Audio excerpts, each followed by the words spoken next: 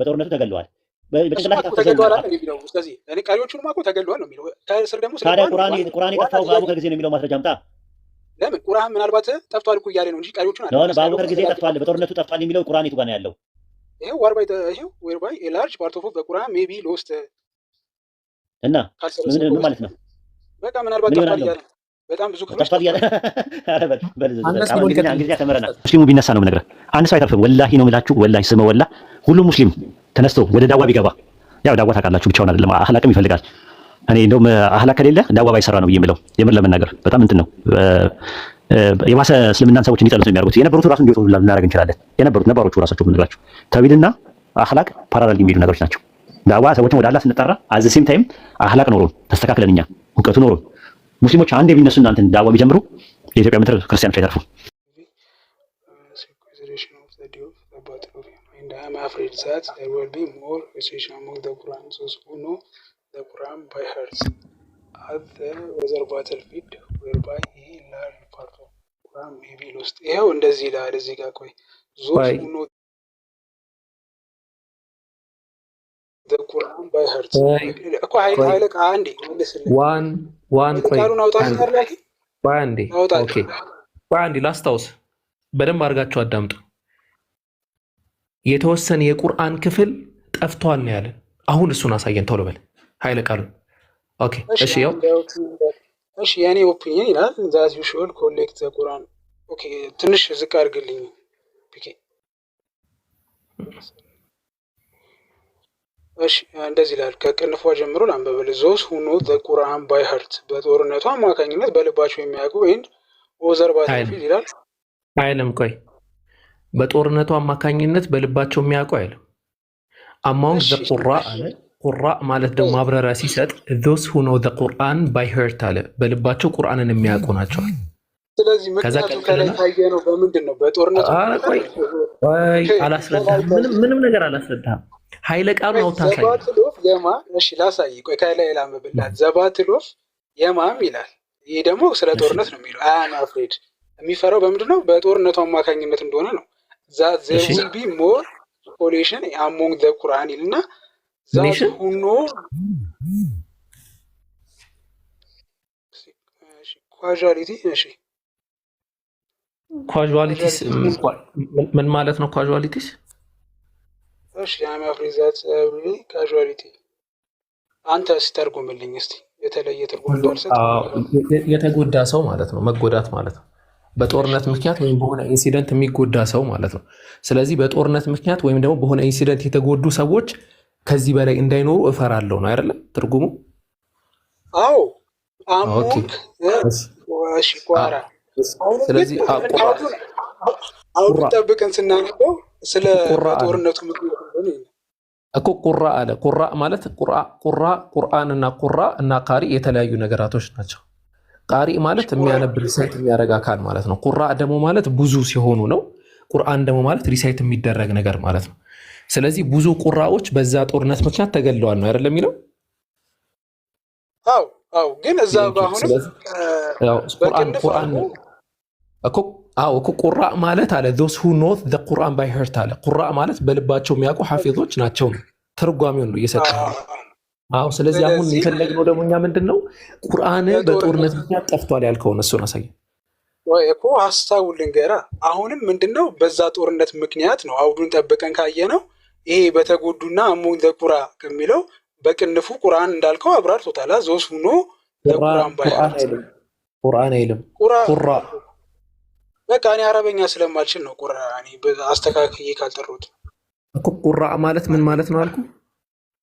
those who know the Quran by heart አልከኝ በልባቸው ቁርአንን የሚያውቁ ማለት ነው አይደል? አዎ ስለዚህ ይሄ ምንድነው the other battlefield ይላል whereby the large part of Quran may be lost። ይሄ በጦርነቱ ምክንያት እኮ እንደሆነ በግልጽ እኮ እያየን እኮ ነው። እሺ አንዴ አይኔን ልጨፍን እንዴት አድርጌ ልታለል አልቻልኩም ወላሂ ለመታለል ማለት ነው። እዚህ ጋር ቃሪዎች ነው ይጠፋሉ የሚለው ወይስ ቁርአኑ ነው?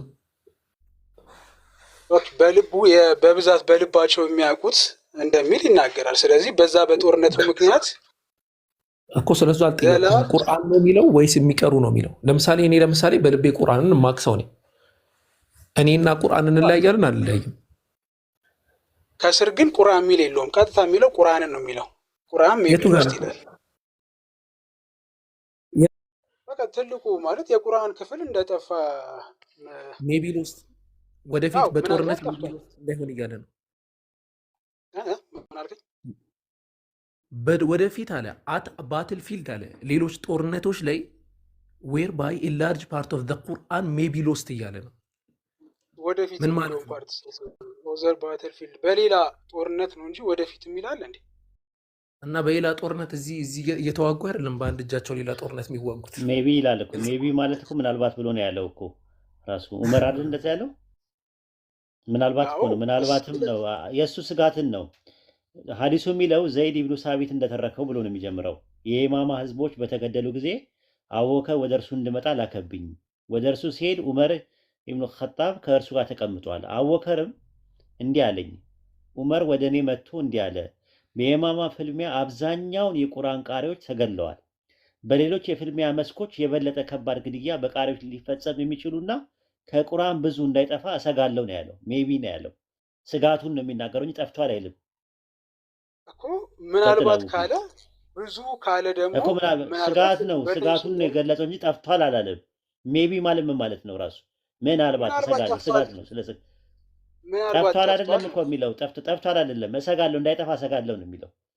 አረብኛውን ያንብብልህ ከፈለክ ቋንቋ ችግር ውስጥ እኮ ነው የሚለው። ምናልባት ጠፍቷል እኮ ታዲያ ምን ማለት? ኧረ አታስቀኝ።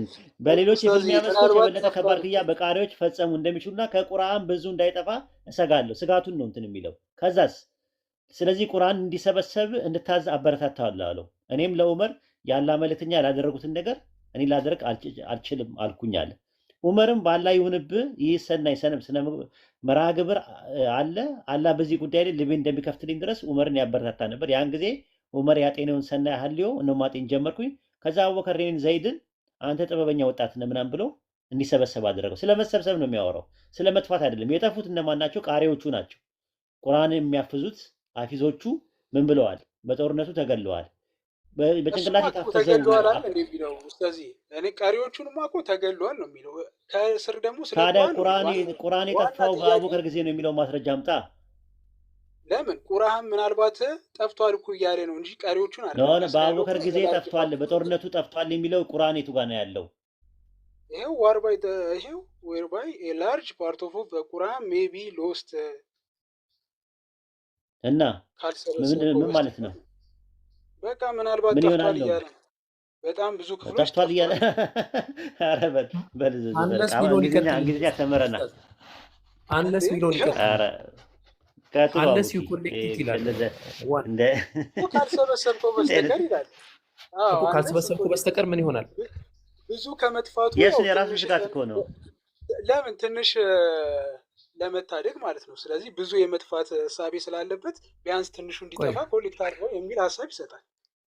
እሺ ላርጅ ፓርት ኦፍ አሁን እንግዲህ እንግሊዝኛ ነው የምንማማረው። ላርጅ ፓርት ኦፍ ዘ ቁርአን ሜይ ቢ ሎስት አለስ ዩ ኮሌክት ኢት አለ። አለስ ማለት ምን አይነት አያያዥ ነው በእንግሊዝኛ? በቃ ያው ካልሰበሰብከው አንለስ ማለት ምናልባት ምሳሌ ላሳየ ፒኬ አልኩኝ፣ ስለ ፒኬ እያወራው ማለት ነው። ዊል ፌል ዘ ኤግዛም አለስ ሂ ስተዲድ ሃርድ ብዬ አስቀመጥኩኝ። ምን ማለት ነው? አንዴ ድገምልኝ። ፒኬ ዊል ፌል ዘ ኤግዛም አለስ ሂ ስተዲድ ሃርድ። በቃ ካላጠና ይወድቃል አይነት ነገር ነው። ብቻ ሀሳቡን ላሳጥር። ወድቋል ማለት ነው። ካላጠና ግን ይወድቃል። ስለዚህ እዛ ጋር ደግሞ ወድቋል ማለት ነው ወይ? ወድቋል ማለት ነው ወይ? ኦኬ አሁን የኢፍ ኮንዲሽን ተቃራኒ ነው። አለስ ወደዚህ ደግሞ እንምጣና ላርጅ ፓርት ኦፍ ዘ ቁርአን ሜይ ቢ ሎስት አለስ ዩ ኮሌክት ኢት አለ። ምን ማለት ነው? ካልሰበሰብከው ብዙ የቁርአን ፓርት ይጠፋል ነው የሚለው አይደል? አሁን ከሰጣኝ ጋር አቡኪ በጣም ልዩነት አለው አረፍተ ነገሩ ማለት ነው። ኦኬ እሺ።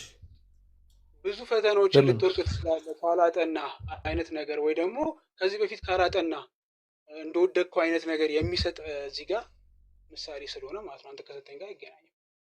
ላርጅ ኮሞ ምንድን ነው? ዋን እስቲ ንገረኝ። ኮሞ ለምንድን ነው የተጠቀመው? ኮሞን ያልከኝ ኮማው ምንድነው? ኮማው ምንድነው? ኮማው አልገባኝም። ዞሱ በእንግሊዝኛ ኮማና ነጥብ ስትጠቀም ምንድነው? ነጥብ ምንድነው? ኮማ ምንድነው? በእንግሊዝኛ አጠቃቀም ላይ ንገረኝ፣ በቀላሉ አስረዳኝ። እንግሊዝኛ ሌሰን ላይ ነው እንደመጣሁት ኡስታዚ። እኔ እኮ ጀስት ኖ አይደለም እኮ አንተ እኮ ማለት የእንግሊዝኛ እጥረት ስላለብህ እኮ ነው። ምክንያቱም እጥረት መኖሩን ምንድነው ዘላርጅ ፓርት ኦፍ ቁርአን ሜቢ ሎስት ይልና ኮማ ያደርግና ለምንድን ነው የሚጠፋው? ሊጠፋ ይችላል ነው፣ ስጋት ነው። አንለስ አለ ዩ ኮሌክቲቭ አለ ካልሰበሰባችሁት ወይም ካልሰበሰብከው ይጠፋል የሚል ስጋት ነው እንጂ ጠፍቷል የሚለው ነገር አያስይዝም። ኮማው ለምንድን ነው የተጠቀመው? የተወሰነ ክፍል እንደጠፋ የሚያሰጋ አይ በልቶ ቶ በቃ አይ ቶ በቃ ይሄ እንደዚህ አይነት ደረቅ እንትን ለሌሎች እድል ስጡ ያጀማ በቃ ይበቃል። እንደውም እኔ ብዙ ነገር ላሳይ ነበር የፈለኩት በምንድን ነው አላህ የሚለውን ስም ከጥንት ጀምሮ እንደነበረ ፓሊዮ ብራይስት እና የማሶሪቲ ብራይስት ልዩነታቸው እንዴት እንደሆነ ምናምን ነገር ከራስ መጽሐፍ ላይ ጥንት የነበረውን ነገር ላሳይ ነበር። ምን ነበር የሚጠቀሙት የነበረው? ነቢያቶቹ ምን አይነት ብራይስት ነው የሚጠቀሙት? ማለት ብራይስት ነው። ምን አይነት ብራይስት ነው? ምን አይነት ብራይስት ነበር ሲጠቀሙ የነበሩት ነቢያት እኮ? ምን አይነት ብራይስት ነበር ሲጠቀሙ የነበሩት እኮ? ምን ነበረ? የለም ስለኝ ነው። ምን አይነት ብራይስት ነበር የሚጠቀሙት እኮ? ከዕብራይስጥ ቋንቋ ከመጠቃቀማቸው የተነሳ ከአላህ ጋር ምን አገናኘ እኮ? አይ ቋንቋው እንድታውቀው ነው። በቋንቋ በፓሊዮ ብራይስጥ አላህ የሚለውን ይጠቀሙ ነበር።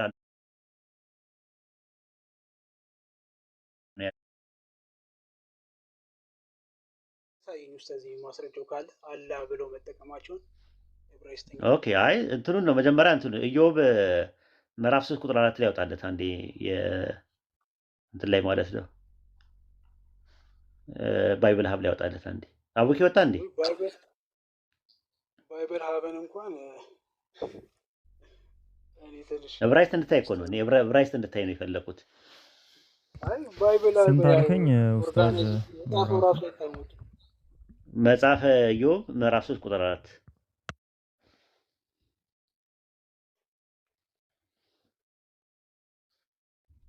ወይም ደግሞ እንደዚህ አድርግለት ቀለል እንዲለው ማለት ነው። የአሞጽ አዎ እንደዛ ብታረግለት ትችላለህ። ወይ ደግሞ አይ ቲንክ ጆብ ነው ኢዮብ ኡስታዝ? ኢዮብ ኢዮብ 5:17 ኦኬ 5:17 እሺ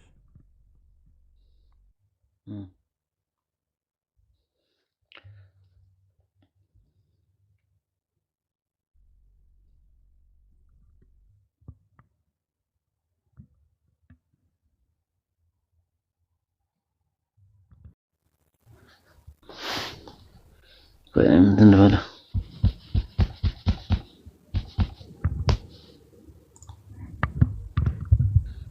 ኦኬ ይሄ ሶስቱን ፊደሎች ንገረኝ እስቲ። ሶስቱን ፊደሎች ንገረኝ። ዋን የትኛውን ከታች ጀምረልኝ? ይዛብት ሶስቱን ፊደሎች ንገረኝ። አይ ሶስቱን ፊደሎቹ ንገረኝ። ማን ማን ናቸው ፊደል? ሶስቱን ፊደሎቹን ንገረኝ ነው ያልኩ። ቃሉን ንገረኝ አይደለም ያልኩ። እና ምኑ ልንገርሽ? ሶስቱን ንገረኝ። የመጀመሪያው ፊደል ምንድናት? የመጀመሪያው ፊደል ምንድናት? ሁለተኛው ፊደል ምንድናት? ሶስተኛው ፊደል ምንድናት? ELOWH ነው። አንድ ላይ እኮ የሚነበበው የእንትን ነው። አናባቢ ጨምረውበት ነው እነሱ። አናባቢ ፊደል ጨምረውበት ነው። አሁን ፊደሉን ብቻ ነው ንገረኝ ያልኩ። ፊደሉን ብቻ ንገረኝ ምን ምን እንደሆኑ። ያልኩ እኮ ይሄ አይደለም። ኧረ ይሄ የሚባል ፊደል የለም። አሌፍ ላሜድ ምናምን እየተባለ አሌፍ ባታ ምናምን ብለህ የዕብራይስጡን ፊደል ውስጥ ሶስቱ ምንድን ናቸው? ከሶስቱ የመጀመሪያው ፊደል ምንድን ነው? የመጀመሪያ የሚታየው ዕብራይስጥኛ እኮ አልችልም እኮ አልኩ። መጀመሪያ እኮ ላሳየህ እኮ ነው ልታውቅ እኮ ነው። የመጀመሪያው አሌፍ ነው አይደለ? ከዛ ላሜድ ነው። ከዛ በኋላ ሀ ነው። ላም በፓሊዮ ዕብራይስጥ አሌፍ ከፊት ለፊቱ የመጀመሪያው አ ነው የሚነበበው እኮ እሱ ነው እኮ ብለህ የመጀመሪያው ሲነበብ አ ነው የሚነበበው። አሌፍ ነው አይደል? አሌፍ ብለህ አንብበው። አ ብለህ ይኸው አ ብለህ ያዘው አ ብለህ ያዘው። እሺ አብዬ ያዝኩት ምንም ማላውቀውን ቋንቋ። እሺ አብዬ ምን እኮ እሱን እኮ የምልህ እኮ መጀመሪያ በምንጩነት የነበረውን ነው እኮ እየነገርኩህ ያለው። የመጀመሪያው አሌፍ ነው አይደል? አሌፍ አ ተብሎ ነው የሚነበበው። ለምሳሌ አዳምን ተመልከተው፣ ዘፍጥረት ላይ አውጣለት አንዴ። ይችኛውን ቃል ልታገኘው ትችላለህ። አ ተብሎ ነው የሚነበበው። ኤ ብለው ያሉት አውቆ ነው ሲያጣምሙት ራሱ ማለት ዘፍጥረት። ይህንን ማን ያጣመዋል? ይሄ እኮ እንትን እኮ ነው፣ ባይብል ሀብ ነው። እንደውም እኮ ዝም ብሎ ማንም ኮሜንታተሮች የጻፉት ናቸው። ኖ ዕብራይስጡ ላይ እኮ ነው የምልህ። ዕብራይስጡ ላይ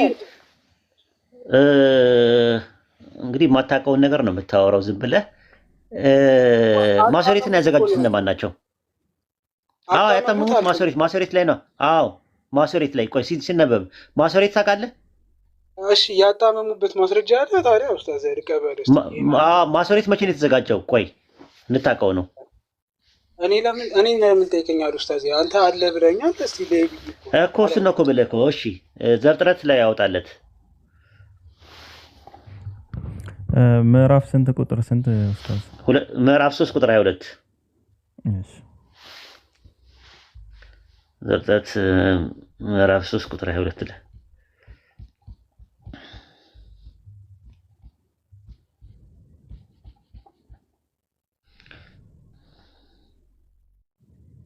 እሺ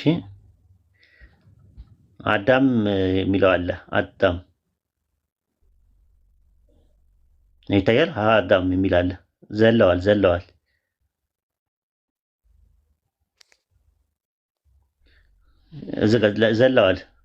አዎ እሱ እዚህ ጋር ላሜድ ሲነበብ ምን ተብሎ ነው የተነበበው? አ ተብሎ ነው ኤ ተብሎ ነው የሚነበበው? እዚህ ጋር ባለው ምክንያት አ ተብሎ ነው የሚጠቀሰው። አ ብሎ ነው የተነበበው። ለምንድን ነው ኤ ያልተባለው? እኔ ዕብራይስተኛ አላውቅም ብያለሁ።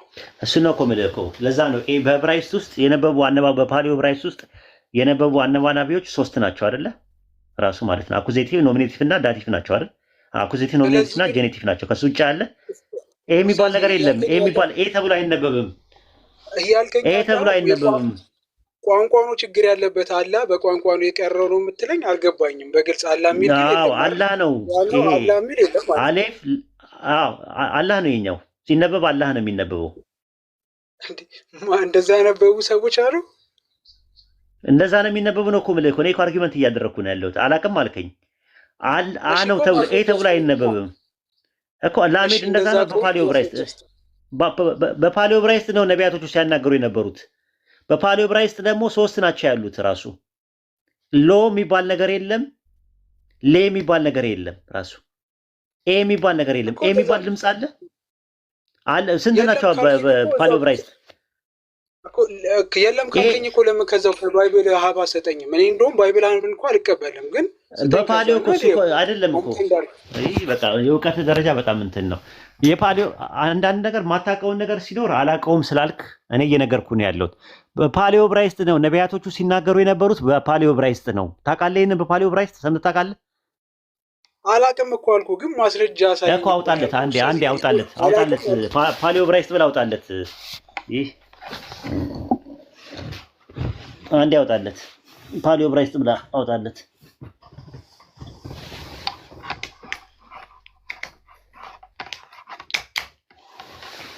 ፓሊዮ ዕብራይስጥ ብለህ አውጣለት አንዴ። እንትን ፓሊዮ ዕብራይስጥ ፓሊዮ ሄብሪው ይታያል እዚህ ጋር። ፓሊዮ ሄብሪው ብለህ ይኸው ከላይ ያለ ፓሊዮ ሄብሪው ይታያል። ፓሊዮ ሄብሪው አልፋቤት መጀመሪያ የነበረው ነቢያቶቹ ሲናገሩበት የነበረው ፓሊዮ ዕብራይስጥ የሚባል ነው። ዕብራይስጥ ይሄኛው ማሶሬት የሚባለው ከአረማይስጥ ጋር የተቀላቀለ ነው። የፓሊዮ ዕብራይስጥ ውስጥ ወደፊት ምናልባት እድሉ ካገኘ አናባሪ እንትኖች 3 ዌብሳይቱ ማወቅ ይችላል። ዊኪፒዲያ ነው። ፓሊዮ ዕብራይስጥ እንትኑን ያዘው። ፓሊዮ ስሙን ጻፈው። ፓሊዮ በሄብሪው ብለህ ያዘው። ፓሊዮ ሄብሪው ብለህ ከፈለከው የፈለከው ፓሊዮ ዕብራይስጥ ብለህ ግን ጠይቅ። በቃ ይበቃል ማለት እንትን ነው ታውቃለህ። ይሄ ከእንደገና ፊደል ማስተማር ይበቃል። ሌላ ሰው እንትን በል ፒኬ አይ ቲንክ ማወቅ አይፈልግም። ዝም ብለህ ዲፌኒት ታደርጋለህ። አዳዲስ ነገሮችን ልነግርህ ነው። አላህ የሚለው ስም በፓሊዮ ዕብራይስጥ ውስጥ ሲያነቡት አላህ የሚለው ነው ራሱ የነበረው ኤሎሃ ብለው ያስቀመጡት የስህተት ነው፣ ስህተት አለበት ራሱ ብዬ በፓሊዮ ዕብራይስጥ እና በማሶሬት ያለው ልዩነት በደንብ አድርገ እያሳየሁ ከዛ ነስቄል ላይ ኤርሚያስ ላይ እንዴት አላህ የሚለውን ስም እንዴት ይጠቀሙ እንደነበረ ላሳየ ነው የፈለግኩት የነበረው። አንተ አንድ ነገር ሲባል ወዲያው ዲፌንድ ታደርጋለህ። አይ እንዲህ እኮ ነው እንዲህ ነው። የማታውቀው ነገር ሲኖር እውቀት ነው እኮ የሚገኘው። አዳዲስ ነገር ነው የምትማረው እኮ። አንተ አታውቅም እኮ። አንተ እኮ ማስረጃ ብለህ የምትለው ስለ ፓሊዮ ዕብራይስጥ ምንም የምታውቀው ነገር የለም። ይኸው ገና ፊደል ላስተምርህ ነው። ገና አንተን ቁጭ አድርጌ ማለት ነው ፊደል ላስተምርህ ነው። ስለዚህ አሁን ምንድን ነው የምታደርገው መሰለህ? አንተ ከእኛ ጋር ለማውራት ቻናላችን ላይ መጀመሪያ ትገባለህ። ታላቁ ስም የሚለውን ስለዚህ አላህን በፊደል ነው ዝም ብሎ ነው በቃ። አይ ያሳዘንከኝ ታውቃለህ። ስለማትሳደብ ነው እስካሁንም የቆየኸው እንጂ ዝም ብሎ ነው እንትን ነው ለማወቅ አይደለም እንትን የመጣው ማለት ነው። ተወው በቃ ችግር የለውም። እሺ ኢንሻአላህ። አዎ ጀዛከላህ ኡስታዝ። ዝም ብትል እኛም ብንማር ጥሩ ነበረ ብዙ ነገሮችን። አዎ ይጠቅመው ነበር። አሁን አሌፍ ሲነበብ አ ተብሎ ነው፣ ኤ ተብሎ አይነበብም። ላ ሲነበብ ላ ነው እንጂ ሎ ተብሎ አይነበብም። ራሱ ሀ ማለት ደግሞ ያው እንትን ነው ሀ ነው። ግን የምትቀጥል ከሆነ ለምሳሌ በአኩዜቲቭ በኖሚኔቲቭ እና በጄኔቲቭ ፎርም አለ። ሂ ብለህ ልታነብ ትችላለህ። አላሂ፣ አላሁ፣ አላሃ ብለህ መጠቀም ትችላለህ። የማትቀጥል ከሆነ ታሰክነዋለህ። አላህ ብለህ ነው የምታደርገው፣ የምታሰክነው ማለት ነው። ስታሰክነው በፓሊዮ ዕብራይስጥ ውስጥ ማለት ነው። እና ይሄ ነው ያለው ነገር ማለት ነው። ሰባቱ አናባናቦች ከጊዜ በኋላ የመጡ ነገሮች ናቸው።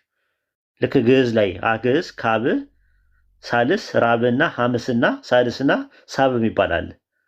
እነዚህ አነባነቦች በዕብራይስጥ ውስጥ በኋላ ላይ በማሰሬት ላይ የጨመሩት እንጂ በፓሊዮ ዕብራይስጥ ያለው ፎርም 3 ብቻ ነበር የነበረው። ከዛ ማስከኛ አላቸው፣ ስኩን የሚባል ነገር አላቸው። ይሄ ነው የነበረው ማለት ነው። ብትማር ጥሩ ነበር፣ ደስ ይለኝ ነበር ሌሎችም ሰዎች እንትን ቢሉ ማለት ነው። ስለዚህ አላህ የሚለው ስም ከጥንትም ጀምሮ አለ ነው ራሱ። የተለያየ መድብለ እውቀቶች ራሱ እንደዛ ነው የሚያመለክቱት። ለምሳሌ የሃይማኖት መድብለ እውቀት የሚባለው ለምሳሌ ኢንሳይክሎፒዲያ ኦፍ ሪሊጅን የሚባለው ዘ ኦሪጂን ኦፍ አላህ ኢዝ ፋውንድ ኢን ሩት ኮመን ቱ ቫሪየስ ኤንሸንት ሴሜቲክ ላንጉጅ ነው የሚለው። በሰማያዊ ቋንቋ በነበሩት ውስጥ አላህ የሚለው ስም ከጥንት ጀምሮ ነበር ብሎ ነው የሚያስቀምጠው። የተለያየ መድብለ እውቀቶች አሉ። ቅድመ ቁርአን ራሱ የሚያወሩ ነገሮች ኢንሳይክሎፒዲያ ኦፍ ክርስቲያኒቲ ራሱ እንደዛ ነው። ቢፎር ቁርአን አረቢክ ስፒኪንግ ክርስቲያኒቲ ኤንድ ጁ ኦልሶ ሪፈሪንግ ሱፕሪም ጋድ አዝ አላህ፣ ሱፕሪም ጋድን አላህ ብሎ ይጠቀሙ ነበር ብሎ ነው የሚያስቀምጠው። እና አይ ቲንክ አላህ የሚለው አረብኛ ብቻ አይደለም ሴሜቲክ ነው ራሱ የነበረው ማለት ነው። በፓሊዮ ዕብራይስጥ ነበረ። ኢቨን በአረማይስጥ አላህ እያሉ ነው የሚጠቀሙት። አላህ እያሉ ነው የሚጠቀሙበት። በነገራችን ላይ አላህ የሚለውን ስም ጣዖታውያን ለጣዖቶቻቸው ተጠቅመው አያውቁም። አንድ ጣዖታውያን ለጣዖቶቻቸው ተጠቅመው አያውቁም። አላህ የሚለውን ስም የባይብል ትራንስሌሽን ሲተረጉሙት በቀጥታ ያደረጉት ምንድነው? አላህ የሚለውን ስም ከፈጣሪ ውጪ ለፍጡራን ለሰዎች ለምናም ተጠቅመውበት አያውቁም። አረብኛ ባይብል ዘጸአት 7:1 ማየት ትችላላችሁ። ሙሴን በፈርዖን ላይ አምላክ አደርጋለሁ ይለዋል። አምላክ ለሚለው ቃል ኢላህ ነው የሚለው የሚያስቀምጠው፣ አላህ ብሎ አያስቀምጠው። ለጣዖቶቻቸው ለሰዎች ለምናምን የሚጠቀሙበት አላህ የሚለውን ስም ተጠቅመው አያውቁም። ራሱ ከፈጣሪ ውጪ ሌላ ተጠቅመው አያውቁም ሲተረጉሙ በትርጉም ላይ። እና ይሄን ለማለት ፈልጌ ነው። አይ ቲንክ ፒኬ እንዴት ነው አቅም አለ? እኔ ችግር የለውም፣ እኔ ቆያለሁ ቀንና ሌሊትም ስለዚህ የምትቆይ ከሆነ እንደዚህ የእንትኑን እንደምንድምላቸው ምናልባት ይጠቅማቸዋል ብዬ አስባለሁ። ይሄ ከፍጥረት በፊት ምናምን የሚለውን ነገር ትንሽ እንትን እንበላቸው ኮንፊውዥን እንዳያደርጋቸው። እኛ ሙስሊሞች የምናምነው ምንድን ነው? አላህ ከፍጥረት በፊት ነበረ ሲኖር ባህሪያቱ ከጊዜ በኋላ አይደለም የመጣው። በሱ ባህሪ ውስጥ ነውነት እንጂ ሆነነት የሚባል ነገር የለም። ቢንግ እንጂ ቢካሚንግ የሚባል ባህሪ የለውም። ስለዚህ አሁን የምንጠይቀው ጥያቄ ፒኬ የሚባለውን ፍጥረት ለማወቅ ፒኬ ያስፈልገኛል። እኔ ፒኬን አውቀዋለሁ ካልኳችሁ እኔ አዋቂ ነኝ። ፒኬ ምንድን ነው? ፒኬ ምንድን ነው? ያ ጀማ እስቲ ጻፉልኝ። እኔ አዋቂ ከሆንኩኝ ፒኬ ምንድን ነው? እስቲ የቀደመ አዋቂና እስቲ ጻፉልኝ። ታዋቂ የስ የግድ ፒኬን ለማወቅ ፒኬ ያስፈልገኛል። አዋቂና ታዋቂ የሚባል አለ። ኮዝ በእኛ በፍጥረታት ፒኬን ለማወቅ ፒኬ ገበሬ ለመባል እርሻ ያስፈልጋል። አባት ለመባል ልጅ ያስፈልጋል። በእኛ በፍጥረት ውስጥ ማለት አፍቃሪ ለመባል ምን ያስፈልጋል? አፍቃሪ ለመባል ምን ያስፈልጋል? አፍቃሪ ለመባል ምን ያስፈልጋል? ወይድ አፍቃሪ ነው ከተባለ ምን ያስፈልጋል? ተፈቃሪ። የስ አያሽ፣ በእኛ በፍጡራን ነው የሚሰራው። አላህ ጋር ግን እሱ አፍቃሪ አዋቂ ስለሆነ ነው ታዋቂ የሚኖረው። ያለ ታዋቂ አዋቂ ነው። ፒኬ የሚባል ፍጥረት ከመፈጠሩ ከብዙ ሺህ ዓመት በፊት አላህ ፒኬን ያውቀዋል። ይሄ በሁሉም ክርስቲያኖች ይስማማሉ። ፒኬ ታዋቂ ነው፣ አላህ አዋቂ ነው። ፒኬ ሳይኖር አላህ ፒኬን ያውቀዋል። ፒኬ አያስፈልገውም አዋቂ ለመሆን። ልክ ፈጣሪም መፍጠር ሲጀምር አይደለም ፈጣሪ የተባለው፣ ፈጣሪ ስለሆነ ነው የፈጠረው። ገባችሁ? እሱ ፈጣሪ ስለሆነ ፈጠረ ራሱ ማለት ነው። አፍቃሪ ስለሆነ እኛን አላህ ዓለም ሳይፈጠር ዘመን ሳይቆጠር ከፍጥረት በፊት ያፈቅረናል። ሲያፈቅረን ግን ተፈቃሪ አያስፈልገውም አፍቃሪ ለመሆን። አላህ ለማየት የሚታይ ነገር አያስፈልገውም። ፍጥረት አልነበረም እኮ ያኔ። ስለዚህ ያያል፣ አዎ ያያል፣ ግን ለማየት የሚታይ ነገር ያያይን ነበር። እኛ ከመፈጠራችን በፊት ራሱ ያያይናል እኛን ራሱ። ፍጥረትን በአጠቃላይ ያያል ራሱ። ለማየት እኛ እንትናለን። ለመስማት አዳማጭ ያስፈልጋል። ለምንድን ነው? ለመስማት ተናጋሪ አላህ አይጠብቅም አላህ ማለት ነው። ለመናገር አዳማጭ አይፈልግም አላህ ከፍጥረት በፊት ማለት ነው። እሱ ሲነግስ ተነጋሽ። በእኛ ምንድን ነው? ንጉስ ካለ ነጋሽና ተነጋሽ የሚባል ነገር አለ። ነጋሽና ተነጋሽ አለ። ጠቅላይ ሚኒስቴሩ ነገሰ ሲባል በማን ላይ ነው ነገሰው የሚል ሁለተኛ ጥያቄ ይመጣል። ተነጋሽ አለ። አላህ ግን ከፍጥረት በፊት ንጉስ ነው ሲባል ያለ ተነጋሽ ነጋሽ ነው እሱ። ግልጽ ነው ያጀማ። ስለዚህ እኛ ጋር የኛ ትምህርት ቀላል ነው ራሱ። አላህ ከፍጥረት በፊት በኮዝ ኤንድ ኢፌክት ፍጥረት ላይ ነው ያለው። ኮዝ ኤንድ ኢፌክት በመንስኤና በውጤት ላይ ለፍጥረቱ ነው ጅማሮ ስላለን ማለት ነው። ፒኬውን አልወለደም። የሚገርማችሁ ነገር ልክ ማሻላ አግብቶ ልክ ሲወልድ ምን ይሆናል? ሲወልድ ምን ይሆናል? ፒኬ ምን ይሆናል? ሲወልድ ምን ይሆናል? ፒኬ ምን ይሆናል? አባት ይሆናል። ከዛ አሁን ግን አባት አይደለም፣ ጅማሮ አለው። የግድ አባት ለመሆን ልጅ ያስፈልገዋል። ገበሬ ለመሆን እርሻ ያስፈልገዋል። አስተማሪ ለመሆን ምን ያስፈልጋል? አስተማሪ ለመሆን ምን ያስፈልጋል? አንድ ሰው አስተማሪ ሆነ የሚባለው ምን ሲኖር ነው? ከስር ምን ሲኖር ነው? ተማሪ ሲኖር ነው። አያችሁ፣ ኮዝ ኤንድ ኢፌክት ውስጥ እንደዛ ነው ራሱ ማለት ነው። ኮዙ ተገልብጦ ነው ያለው። ኮዙ ተማሪ ኮዝ ነው፣ ኢፌክቱ ደግሞ አስተማሪ ነው። ልጅ ኮዝ ነው፣ አባትነት ደግሞ ኢፌክት ነው። ገበሬ ለመባል እርሻ ምንድን ነው? ኮዝ ነው። አላህ ጋር ግን እንደዛ አይደለም። አላህ ፈጣሪ ነው ስንል ኮዝ ነው። ፈጣሪ ስለሆነ ፍጥረት አለ። ፍጥረት በኋላ ላይ የተገኘ ነገር ነው። ከመፈጠሩ በፊት አላህ ፈጣሪ ነው። ሲፈጥር አይደለም ፈጣሪ የሆነው። እሱ ጋር ተገይሩ የሚባል ባህሪ የለውም። ሲፈጥር አይደለም ፈጣሪ የሆነው። ሲመለክ አይደለም አምላክ የሆነው። አምላኪዎቹ ከመኖራቸው በፊት እሱ አምላክ ነው።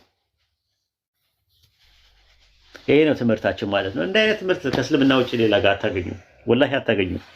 ክርስቲያኖች ተጠቀሙበት። ለማንኛውም ይጠቅማቸዋል። መጽሐፋችሁ ላይ ባይኖርም ያው ኢስላሚክ ኮንቴንቶች ጋር ያሉ ናቸው። እነሱ ነው ያያቸው ማለት ነው። እና ይሄን ይመስላል።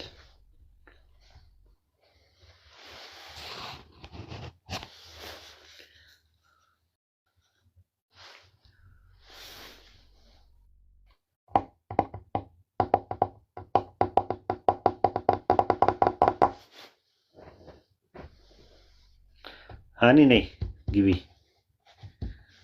እንዴት ሻዳ ያዘችም እቺ ልጅ እስካሁን ድረስ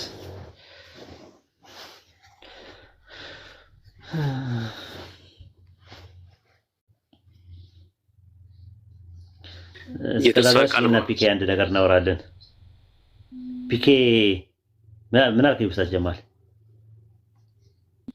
በተስፋ ገደለችን እኮ እንደው አይነኗን ያየን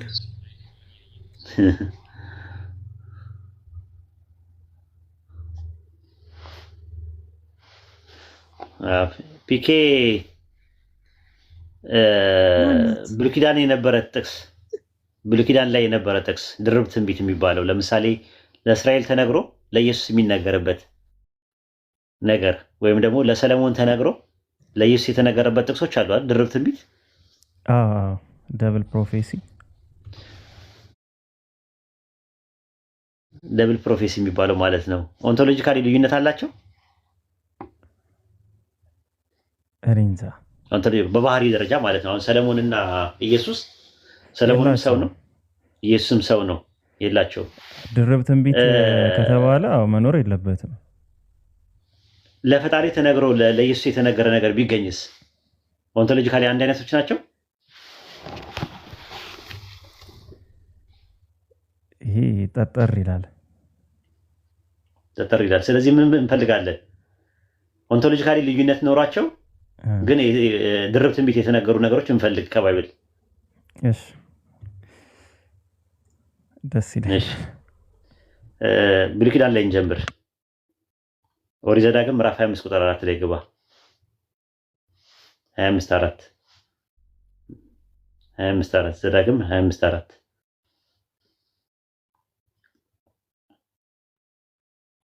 አየው። እህል የሚያበራየውን በሬ አፉን አትሰረው ይላል።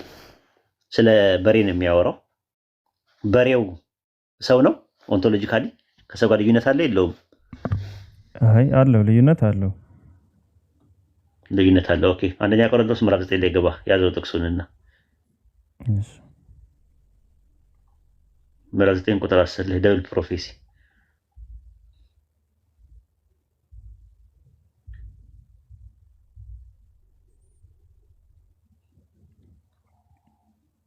አየው። የሚያበራየውን በሬ አፉን አትሰረው ተብሎ በሙሴ ሕግ ተጽፏልና ቅድም ያነበብነውና እግዚአብሔር ስለ በሬዎች ግድ ይለዋልን ይገደዋልን? ይህ የሚለው ፈጽሞ ስለኛ አይደለምን? የሚያርስ በተስፋ ሊያርስ የሚያበራየውም እንዲካፈል በተስፋ ሊያበራኘው ስለሚገባው በእውነት ስለኛ ተጽፏል አለ። ይህ የሚያወራው ስለማን ነው አለ? በሬ እያለ የሚያወራው ስለማን ነው አለ? ስለኛ። ስለዚህ ጳውሎስና በሬው ኦንቶሎጂካሊ እንትን ናቸው፣ አንድ ናቸው። መጀመሪያ ስለ በሬ ነበር የሚያወራው የነበረው። አሁን ደግሞ ደብል ፕሮፌሲ ሆኖ ደግሞ ለሰው መጣ። ስለዚህ ጳውሎስና ኢየሱስ ጳውሎስና በሬው ኦንቶሎጂካሊ አንድ ናቸው ወይ? ይለያያሉ ማለት ነው። ስለዚህ እንደዛ ነው። ግን ለአብ ተነግሮ ለወልድ የመጣበት ግን ጥቅስ አለ እንደዛ እንደሚባለው ቢመጣ እንኳን በዚህ እንመልሰዋለን። ሁለቱም ከብቶች ናቸው ይላል አይባልም። ሰው ነው። እሺ ምናልባት ጌታ ጌታዬን የሚለው ፓርት ምናልባት እሱ ፓርት ምን አለ እንደዛ ይላል። ያልገባኝ ምንድን ነው? ረክፉ ሰው ነው። ረክፉ እሺ ቀጥል ቢቄ። ሃኒ ያወራች መስሎኝ ነበር አሁን። አልገባኝም። ምንድን ነው? ምኑን ያልገባሽ? ምን እንዳልገባሽ እኔ ራሴ አልገባኝም።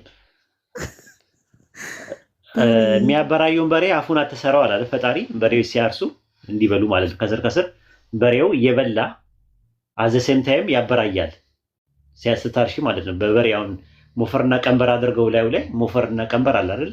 ቀንበሩን ከላይ ያረጉና ሞፈሩን ከታች ያረጉና ከዛ በሬውን ያርሱበታል። ሲያበራይ ማበራየት ምንድነው? ሙቀት ነው። በእህል ሲያበራይ ማለት ነው። እና ሲያበራይ የሚያበራየውን በሬ አፉ አይታሰር አዘሴም ታይም እንዲበላ ይደረጋል። ለምን እንዳይጎዳ ማለት ጉልበት እንዲኖረው ማለት ነው። ከዛው እየበላ አዘሴም ታይም ደግሞ ያበራያል፣ ስራ ይሰራል። ስለዚህ ጳውሎስ ምን አደረገ? የሚያበራየውን በሬ አፉን አትሰረው ይላል። ስለዚህ እኛ ስንሰራ ገንዘብ ቢሰጠን ችግር የለውም እያለ ነው ያለው። ለኛ እንትን አለን ከእናንተ አንዳንድ ነገሮች ምጽዋት ምናምን ነገር መባ ምናምን ነገር የምንቀበልበት ምክንያት አዘሴም ታይም እያገለገልን ስለሆነ ይገባናል። ለምን መቅደስን የሚያገለግሉ ከመቅደስ የሆነውን ነገር እንደሚመገቡ አለ ቁጥር 13 ላይ በመሰዊያ የሚጸኑ ከመሰዊያ እንዲካፈሉ አታውቁምን? እንግዲህ ወንጌልን የሚሰብክ ከወንጌል ቀለብ እንዲቀበሉ ጌታ ደንግጓል አለ። አየሽ። ስለዚህ የሚያበራየውን በሬ አፉን አትሰረው ሲል ስለ በሬ አይደለም የሚያወራው፣ ይሄ ስለኛ ነው የሚያወራው አለ። ስለዚህ የሚያበራየውን በሬ አፉን አትሰረው የሚለው ስለማን ነው የሚያወራው? ስለ ጳውሎስ ነው የሚያወራው። ጳውሎስ በሬ ተብለዋል። ግን በሬ ሲባል ኦንቶሎጂካሊ ልዩነት አላቸው። በሬ እንስሳ ነው፣ ጳውሎስ ሰው ነው። ግልጽ ነው አኒ?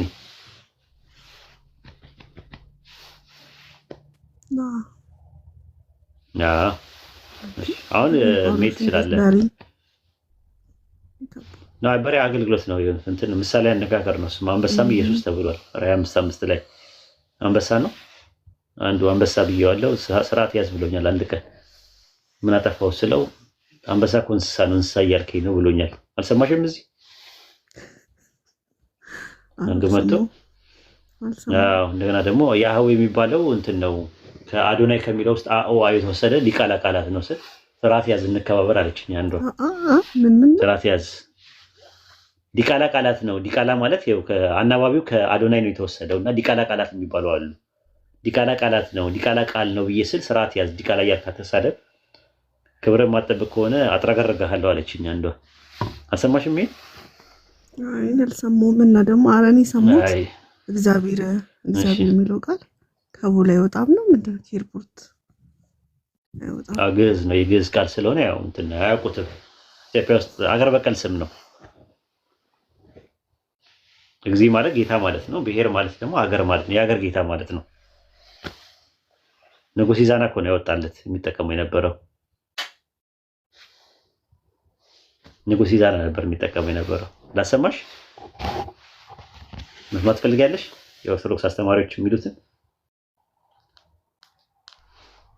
ላሰማሽ። እሱን ላሰማሽና ወደ ቢክ እሄዳለሁ። እስቲ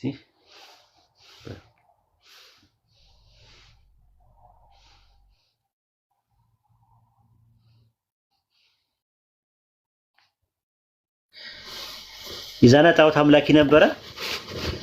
ለጣዖቶቹ ከሚጠቀምበት ስም አንዱ እግዚአብሔር የሚለውን ስም ለማሰጠው የብሔር ጌታ ብሎ የሚያመልከው አምላክ ነበረው እና ያበረከተልን እግዚአብሔር የሚለውን ስም ያበረከተልን እሱ ነው ተብለሻል። ኢዛና ንጉሥ ኢዛና በኋላ ላይ አብርሃና አጽባ የተባሉ ኢዛናና ሳይዛና የሚባሉ ሁለት ወንድማማቾች ታስታውሻቸዋለሽ? ኢዛናና ሳይዛና የሚባሉት ፍሬምናጥስን የተቀበሉት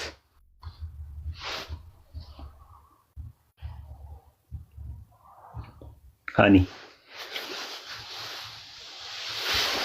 ለማውራት የመቻት መስል ልብስ ከታች አው ብላለች። ኦኬ እሺ፣ ችግር የለም በቃ እሺ። ፒኬ ቀጥል።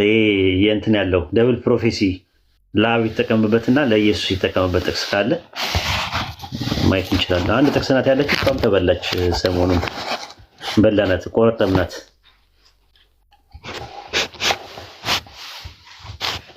ሚት አድርገዋል ራስን። ኦኬ እሺ፣ መዝሙር ላይ ያለ አለና እሱን እያየው ነበረ። ምናልባት የሚገናኝ ከሆነ እኔ በተሳሳተ መንገድ እንትን ካላልኩት ቆይ አንዴ ልክፈተውና መዝሙረ ዳዊት 102:25 ላይ ያለው ኦኬ ምን የሚለው ምንድነው? ጌታ አንተ ከጥንት ምድር መሰረት ሰማያት እጆች ስራ ናቸው የሚለው ስለ አብ አይደል የሚያወራው እሱ እንትን ላይ ዕብራውያን ላይ ለወልድ አልተጠቀመውም። አልተጠቀመው ለአብ ነው የሚያወራው ራሱ ጥቅሱ እኔ አይደል እሱን ጥቅስ ዕብራውያን 1:10 ላይ አይደል ያለው ይሄለው የዕብራውያን 1:10 ላይ ያለው ነው እንትን የሚለውና እሱ ላይ ዕብራውያን መጀመሪያ ስለ መላእክት ስለ ወልድ ምናምን ካለ በኋላ ነው ከዛ በኋላ የሚናገረው ማለት ነውና ጥቅሱን ረጋ ብለን ከ6 ጀምረን እናብበው ራሱ ማለት ነው። ጥቅሱ ላይ ዕብራውያን 1:6 ላይ አውጣ እስቲ። እሺ ምን ይላል? በኩሩን ወደ ዓለም ሲያገባ የእግዚአብሔር መላእክት ለሱ ይስገዱ ይላልና አለ ካለ በኋላ ስለ መላእክት ይላል ቁጥር 7 ላይ ስለ መላእክቱን መናፍስት አገልጋዮችን የእሳት ነበልባል የሚያደርጋለ። መላእክት መንፈስና የእሳት ነበልባል ስለሆነ ልጁ ግን ከዳዊት ዘር የመጣ ነው። ፖይንቱ እሱ ነው። ኢየሱስ መልአክ ነው የሚል ነገር ክሌም ተደርጎ ነበረ።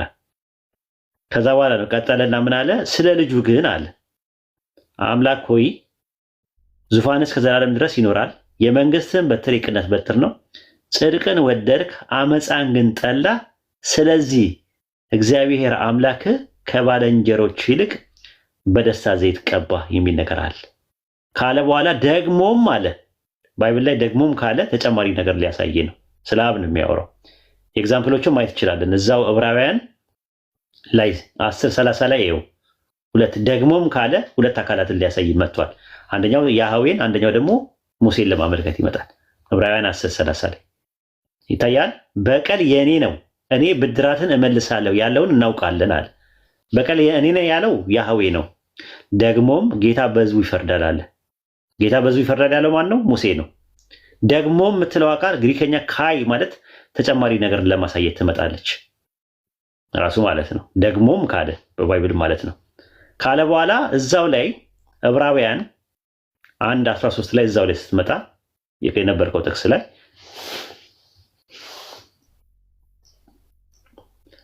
ምን ይላል? ነገር ግን ከመላእክት ጠላቶች የእግር መረገጫ ድረስ እስካስቀምጥ ድረስ በቀኝ ተቀመጣለሁ ይላል። ማን ለማን ያለው? ጌታ ጌታዬን ጠላቶች የእግር መረገጫ እስካደረሰ በቀኝ ተቀመጣለሁ ይላል። ጌታ የተባለው ማን ነው? ጌታ የተባለው ማን ነው? በጥቅሱ መሰረት አብ ነው። ጌታ የተባለው አብ ነው። ስለዚህ ጌታ ሆይ አንተ ከጥንት ምድር መሰረትክ፣ ሰማያት የእጆች ስራ ናቸው፣ እነርሱ ያረጃሉ፣ አንተ ግን አንተ ነህ፣ ዓመቶች ከቶ አያልቁም የሚለው ቃል ያንን ነው የሚያሳየው። ዕብራውያን 1:10 ላይ ማለት ነው። ከዛ በኋላ ምን አለ? ጌታ ሆይ አንተ ከጥንት ምድር መሰረት፣ ሰማያት የእጆች ስራ ናቸው ይላል። የምኖች ስራ? የእጆች ሰማያት እስቲ አንበው። የእጆች ስራ ናቸው። ያዝልኝ። ሰማያት የእጆች ስራ ላይ ነው። አዎ ይሄንን የተናገረው ቃል ዕብራውያን 2 ላይ ታገኘዋለህ። ስለማን እንደሆነ 2:6 ላይ አንዱ በአንዱ ስፍራ ይላል ሲያዘጋጀው ዕብራውያን 1:10ን ከዕብራውያን 2:6 ጋር ጸሐፊው ያገናኘውና ምን ይላል? አንዱ በአንዱ ስፍራ ይለዋል፣ ያያይዘዋል። ዛት ሚንስ እንትን አለው ምንድነው? ኦቨርላፕ አለው እያለን ያለው አንዱ በአንዱ ስፍራ ይላል። ነገር ግን ታስበው ዘንድ ሰው ምንድነው? ተጎበኛው ዘንድ የሰው ልጅ ምንድነው? ካለ በኋላ ከመላእክት ይልቅ በጥቂት አሳነስከዋል። ማንን ነው በሁለተኛ መደብ አሳነስከው እያለ የሚያወራው? ፒኬ ማንን ነው በጥቂት አሳነስከው እያለ የሚያወራው? ማንን ነው? የሰው ልጅ የተባለው ነው አይደለም። መዝሙረኛው ከመላእክት ይልቅ በጥቂት አሳነስከው እያለ የሚያወራው ማንን ነው? የክብርና የምስጋና ዘውድ ጫንቅለት በእጆች ስራ ላይ ሾምከው እያለ የሚያወራው ማንን ነው? ሿሚ ማን ነው? አብ ነው። ተሿሚ ማን ነው? ወልድ ነው። ወልድ ማለት የተሾመ።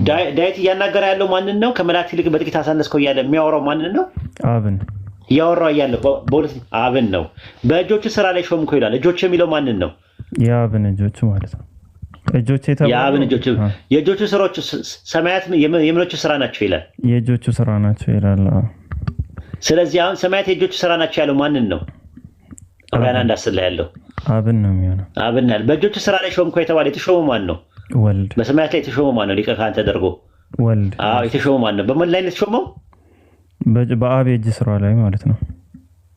የራሱ የእጅ ስራ ከሆነ ለምን ይሾማል? የራሱ እጅ ስራ ከሆነ ለምን ይሾማል? ራሱ በሰማያት ላይ የተሾመ ሊቀ ካህን አለ ነው የሚለው። ስለዚህ አብ ወልድን በእጆቹ ስራ ላይ ሾሞታል። የእጆቹ ስራ ደግሞ እነማን ናቸው? ሰማያት ናቸው። ሰማያት የእጆቹ ስራ ናቸው ይላል። በእጆቹ ስራ ላይ ሊቀ ካህን አድርጎ በሰማያት ሊቀ ካህናት አድርጎ ኢየሱስን ሲሾመው ሰማያት ራሱ የወልድ የእጆቹ ስራ ከሆኑ ለምንድን ነው የሚሾመው እዛ ላይ? ስለዚህ ዕብራውያን 1:10 ላይ የሚያወራው ስለ አብ ነው የሚያወራው። ስለ አብ። ጀዛከላህ ኡስታዝ። አዎ እንደዛ ነው የሚያወራው። ምክንያቱም ብዙ ጥቅሶች ላይ ባይብል ላይ ስትመለከተው እንደዛ ይናገራል። እንትን ላይ ማለት ነው ሰማያት ምድርን የዘረጋው ኢሳይያስ 44:24 ላይ ማየት ትችላለህ። ለብቻዬ ነው የፈጠርኩት ሰማይና ምድር ስፈጥር ከኔ ጋር ማን ነበረ እያለ የሚናገር አምላክ ነው የሚናገረው ማለት ነው። ኢሳይያስ 45:12 ላይ ታያለህ። እኔ ምድር ሰርቻለሁ፣ ሰውን በእርሷ ላይ ፈጥሬያለሁ፣ እኔ በእጆቼ ሰማያትን ዘርግቻለሁ ይላል ኢሳይያስ 45:12 ላይ። ኢሳይያስ 45:12 ላይ ትክክል። ልሂድ እስቲ ያወጣላቸው ሂድ። ኢሳይያስ 45:12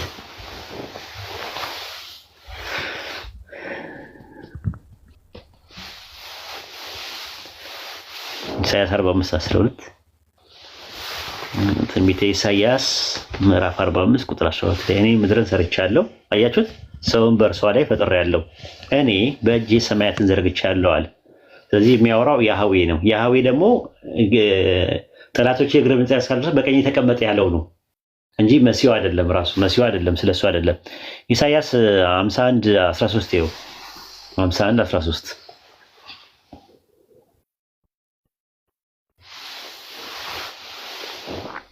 ይታያቸዋል። ሰማያትን የዘረጋ ምድርን የመሰረተ ፈጣሪ ያህዌ ረስተሃል ይላል። ስለዚህ ሰማያትን የዘረጋው ያህዌ ነው፣ ዮዴሄ ባፍ የሚባለው ነው። ከዛ ኢሳያስ እዛው ላይ 51:16 ላይ ግባ 16 ያየ ሰማያትን ዘረጋ ዘንድ ምድርን መሰረት ዘንድ ጽዮንም አንቺ ሕዝቤ ልጅ ነሽ እያለ ይናገራል። ስለዚህ ሰማያትን ዘረጋ ዘንድ የሚለው ራሱ ነው ማለት ነው። ኢሳያስ 44:24 ላይ ይኸውና ይበቃል ማለት ነው። ኢሳያስ 44:24 ትንቢተ ኢሳያስ ምዕራፍ 44 ቁጥር 24 ላይ ከማዕፀን የሰራ የሚቤዝ ያህዌ እንዲህ ይላል፣ ሁሉን የፈጠርኩኝ ሰማያትን ለብቻ የዘረጋው ምድርን ያጸናው ያህዌ እኔ ነኝ። ከኔ ጋር ማን ነበረ ይላል።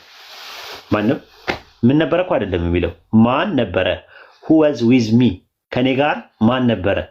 ማንም አልነበረም። አሁን ኢሳያስ እዚህ ጋር 44:24 ላይ ያየኸው እንዳደነግጡ ይሄን ጥቅስ አሁን ማመጣው ጥቅስ እንዳደነግጡ ያ ጀማ ኢሳያስ 42:6 ላይ ግባ 42:5 ላይ እንዳደነግጡ ኢሳያስ 44:24 ላይ ይሄ ተናጋሪው ማን እንደሆነ ይነግረናል። ይታያቸዋል። ቁጥር 5 ላይ ሰማያትን የፈጠረ የዘረጋቸው ምድርና በውስጡ ያለውን ያጸና በእርሷ ለሚኖሩበት ሕዝብ እስትንፋስ ለሚሄዱባት መንፈስ የሚሰጥ አምላክ እግዚአብሔር ያህዌ እንዲህ ይላል፣ እኔ ያህዌ በጽድቅ ጠርቼሃለሁ፣ እጅህን ይዛለሁ፣ እጠብቅሃለሁ፣ የዕውሩን ዓይን ትከፍት ዘንድ የተጋዘውን ከግዞት ቤት ከጨለማ የተቀመጡትን ከወህኒ ቤት ታወጣ ዘንድ ለሕዝብ ቃል ኪዳን ለአሕዛብ ብርሃን አድርጌ እሰጥሃለሁ አለ። ባዩ ማን ነው? ፒኬ ማን ነው ባዩ? አብ ነው የሚሆነው። ማንን ነው ይዛለሁ እጠብቅሃለሁ የሚለው? ማንን ነው? ኢየሱስን ወልድ ነው ማለት ነው። እጠብቅሃለሁ የሚለው ማን ነው? ቁጥር 5 ላይ አብ ነው። ሰማያትን የፈጠረ የዘረጋቸው በቃ እሱ ኢሳይያስ 44:24 ላይ ያለው ዕብራውያን 1:10 ላይ ያለው እሱ ኢየሱስን ሲያናገረው ነበረ። ኢሳይያስ 49:5 ላይ ግባና 5 እና 6 ላይ ግባ። ከማዕፀን የሰራ ነው የሚለው ከማዕፀን የሰራ ነው የሚለው አይደል? ከማዕፀን የሰራ ከኔ ጋር ማን ነበር አለ። ከማዕፀን የሰራ ማንን የሰራው? አሁን ይናገራል። አሁንም በእግዚአብሔር ዓይን ከብሬአለሁ፣ አምላኬ ጉልበት ሆኖኛል። ያዕቆብን ወደ እርሱ እንድመልስ እስራኤልን ወደ እርሱ እንድሰራ እንድሰበስብ ባሪያ ሆነው ዘንድ ከማዕፀን የሰራኝ ከማዕፀን ጀምሮ የሰራኝ እግዚአብሔር እንዲህ ይላል። ምን አለ? እርሱም የያዕቆብ ነገዶች እንድታስነሳ ከእስራኤል የዳኑት እንድትመልስ ባሪያ ትሆን ዘንድ እጅግ ቀላል ነውና እስከ ምድር ዳርቻ ድረስ መድኃኒት ትሆን ዘንድ ለአሕዛብ ብርሃን አድርጌ ሰጥቼሃለሁ። ያወራዋል። ከማዕፀን ጀምሮ ሲሰራ የነበረው ብቻዬን ሰማይና ምድር የፈጠርኩኝ ብቻዬን ነው የሚለው አምላክ ኢየሱስን ሲያዋራው ታያለህ። እዚህ ጋር ባሪያ ትሆን ዘንድ አለ ሰጥቼሃለሁ አለ። እሱ ግን ምን አለ? ከማዕፀን ምን ያለኝ አለ? እየሰራኝ ከማዕፀን ጀምሮ ምን ያለኝ አለ? የሰራኝ እግዚአብሔር ያህዌ እንዲህ ይላል አለ።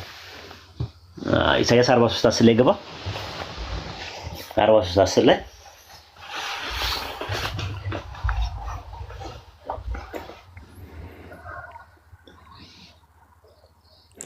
ታውቁና ታምኑብኝ ዘንድ እኔም እንደሆንኩ ታስተውሉ ዘንድ ልቀጥለው እናንተ የመረጥኳችሁ ባሪያዬ ምስክሮቼ ናችሁ ይላል ያህዌ። ከኔ በፊት አምላክ አልተሰራም፣ ከኔ በኋላም አይሆንም፣ ከኔ በኋላም አይሰራም ማለት። ስለዚህ የተሰራው ማን ነው?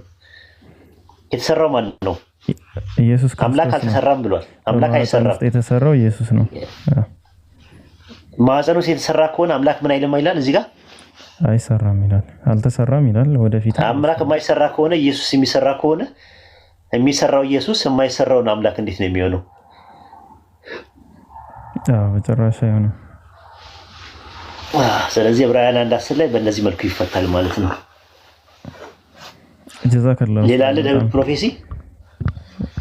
በጣም ሰፊ ነው። እኔ የማውቀው ይሄንን ነው።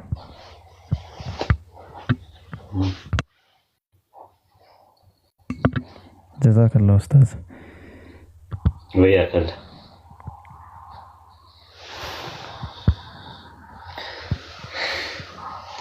እሺ እንግዲህ እኔ እዚህ ጋር ልሰናበት። መቆየት ካለብህ ቆይ እናንተ ኢንሻአላህ። እሺ ትንሽ ኡስታዝ እንዳትወጣ። አሰላሙ አለይኩም ወራህመቱላሂ ወበረካቱ። ወአለይኩም አሰላም ወራህመቱላሂ ወበረካቱ።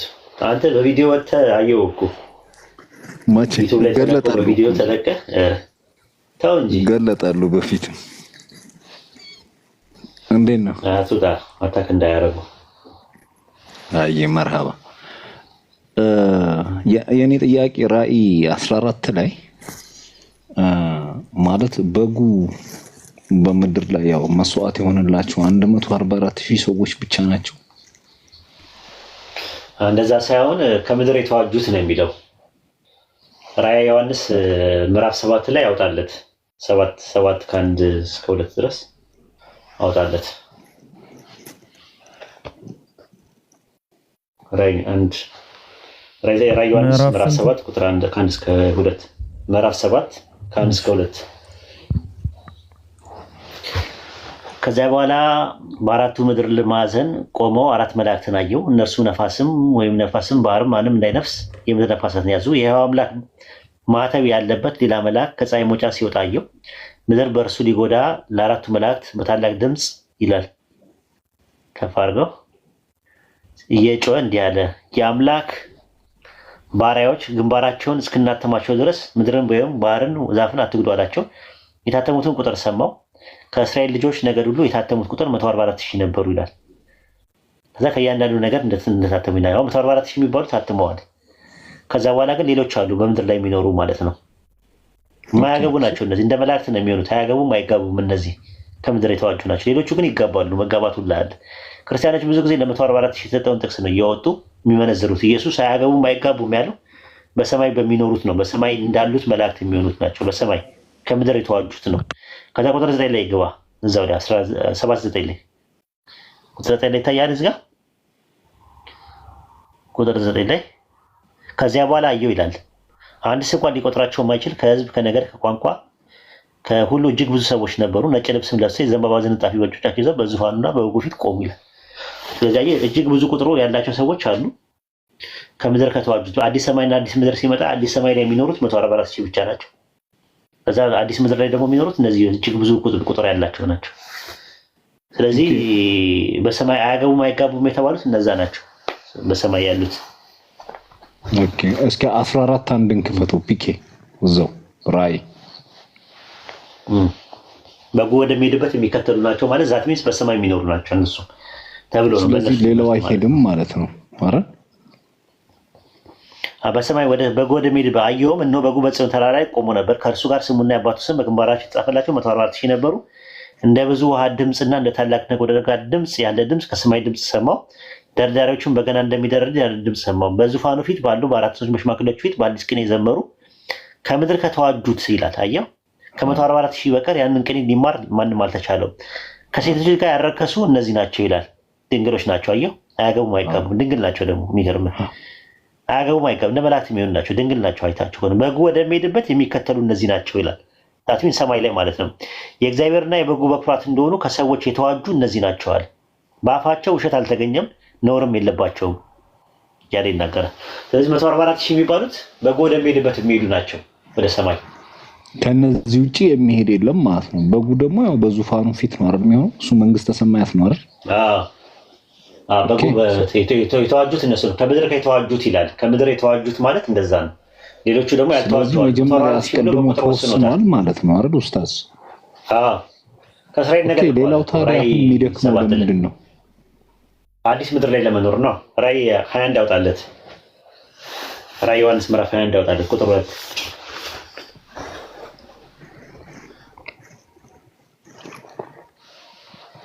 የተዋጁ ማለት መዋጀት ነው፣ መሰብሰብ። አየህ አዲስ ሰማይና አዲስ ምድር አየሁ ይላል ቁጥር 1 ላይ ቁጥር 1 ላይ እስቲ ቁጥር 1 ላይ ፊተኛው ቁጥር 1 ላይ አዲስ ሰማይና አዲስ ምድር አየሁ፣ ፊተኛው ሰማይና ፊተኛው ምድር አልፈዋል፣ ባህርም ወደፊት የለም ይላል። አየህ አዲስ ሰማይና አዲስ ምድር አየሁ ካለ አዲስ ሰማይና አዲስ ምድር ማን ነው የሚኖርበት? አዲስ ሰማይ ላይ ማን ነው የሚኖረው? አዲስ ምድር ላይ ማን ነው የሚኖረው? ከ144,000 ውጭ ያሉት ማለት ነው። ባለ አዲስ ሰማይና አዲስ ምድር ይመጣል። ሁሉም ሰማይ ላይ ከሄደ ምድር ላይ ማን ነው የሚኖረው ብለህ ጠይቃቸው እስቲ። የለም መልስ የለም።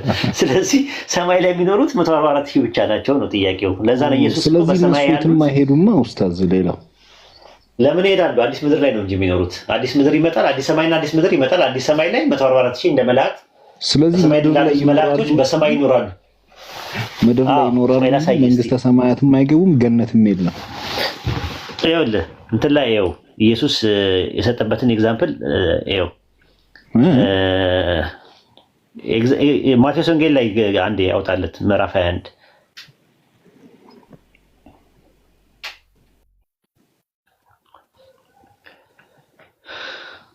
ቁጥር ስንት ኡስታዝ? ከአንድ ልጀምር። አይ እንትን ላይ ስለ መንግስተ ሰማያት የሚያወራበት እንትን ላይ ማለት ነው።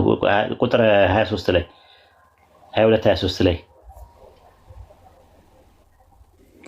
ወደ መቅደስ አንድ የገባው 22 23 ላይ ኦኬ እሺ 22 23 ላይ አፎን ይቅርታ ጋር ለምን ኧረ ችግር የለውም። በዚያን ቀን ትንሣኤ ሙታን የለም የሚሉ ሰዶቃውያን ወደ እርሱ ቀረቡ የሚለው ነው። ቁጥር 30 ላይ ብታነብለት በቂ ነው። ቁጥር 30 በትንሣኤስ እንደ እግዚአብሔር መላእክት በሰማይ ይሆናሉ እንጂ አያገቡም አይጋቡም ይላል።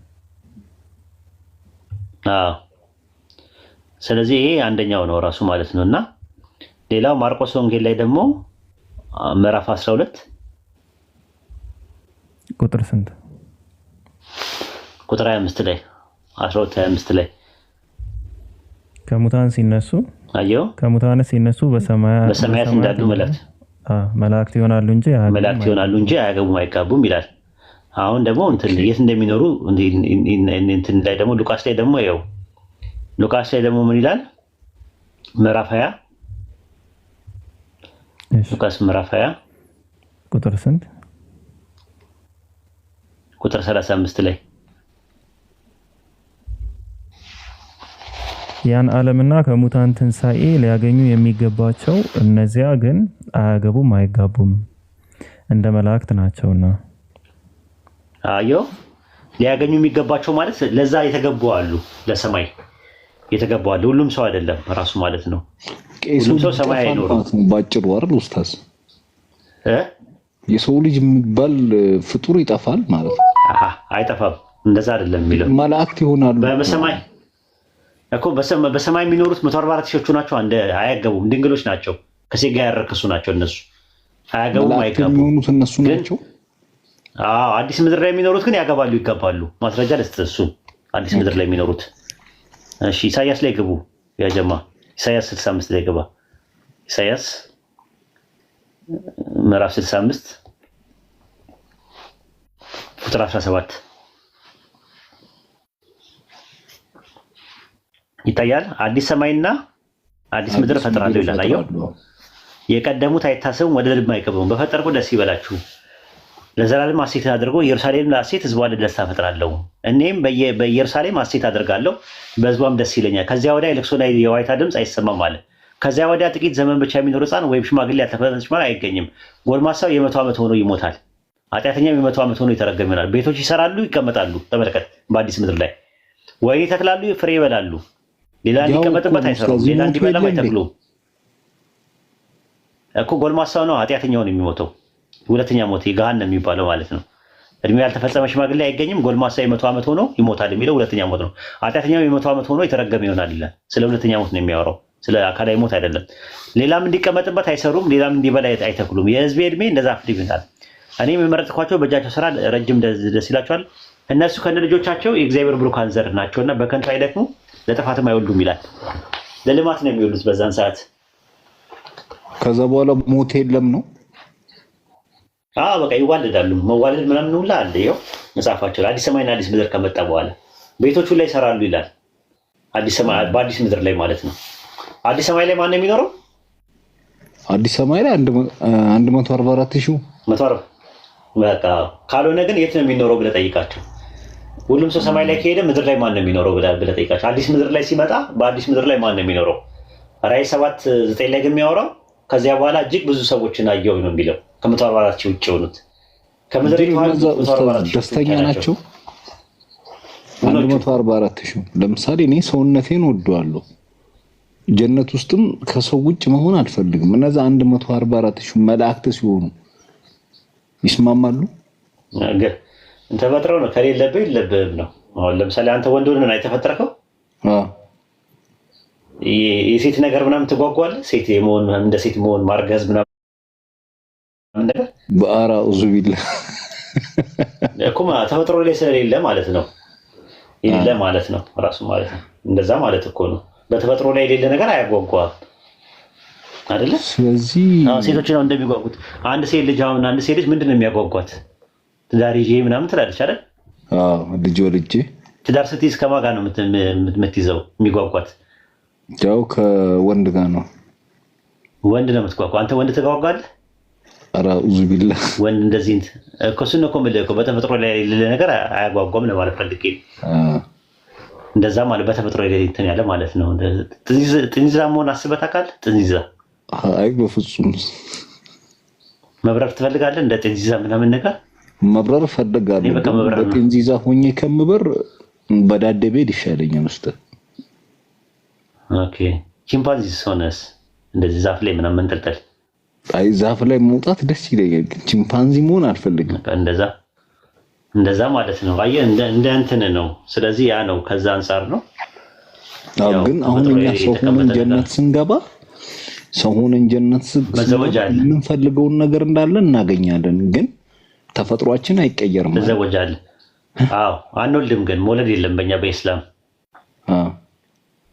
መውለድ ነው የሌለው እንጂ መዘወጅ አለ። አይ ልጅ ፍላጎቷ እንዳይኖር አድርጎ ነው ጀነት ውስጥ የሚያስገባ።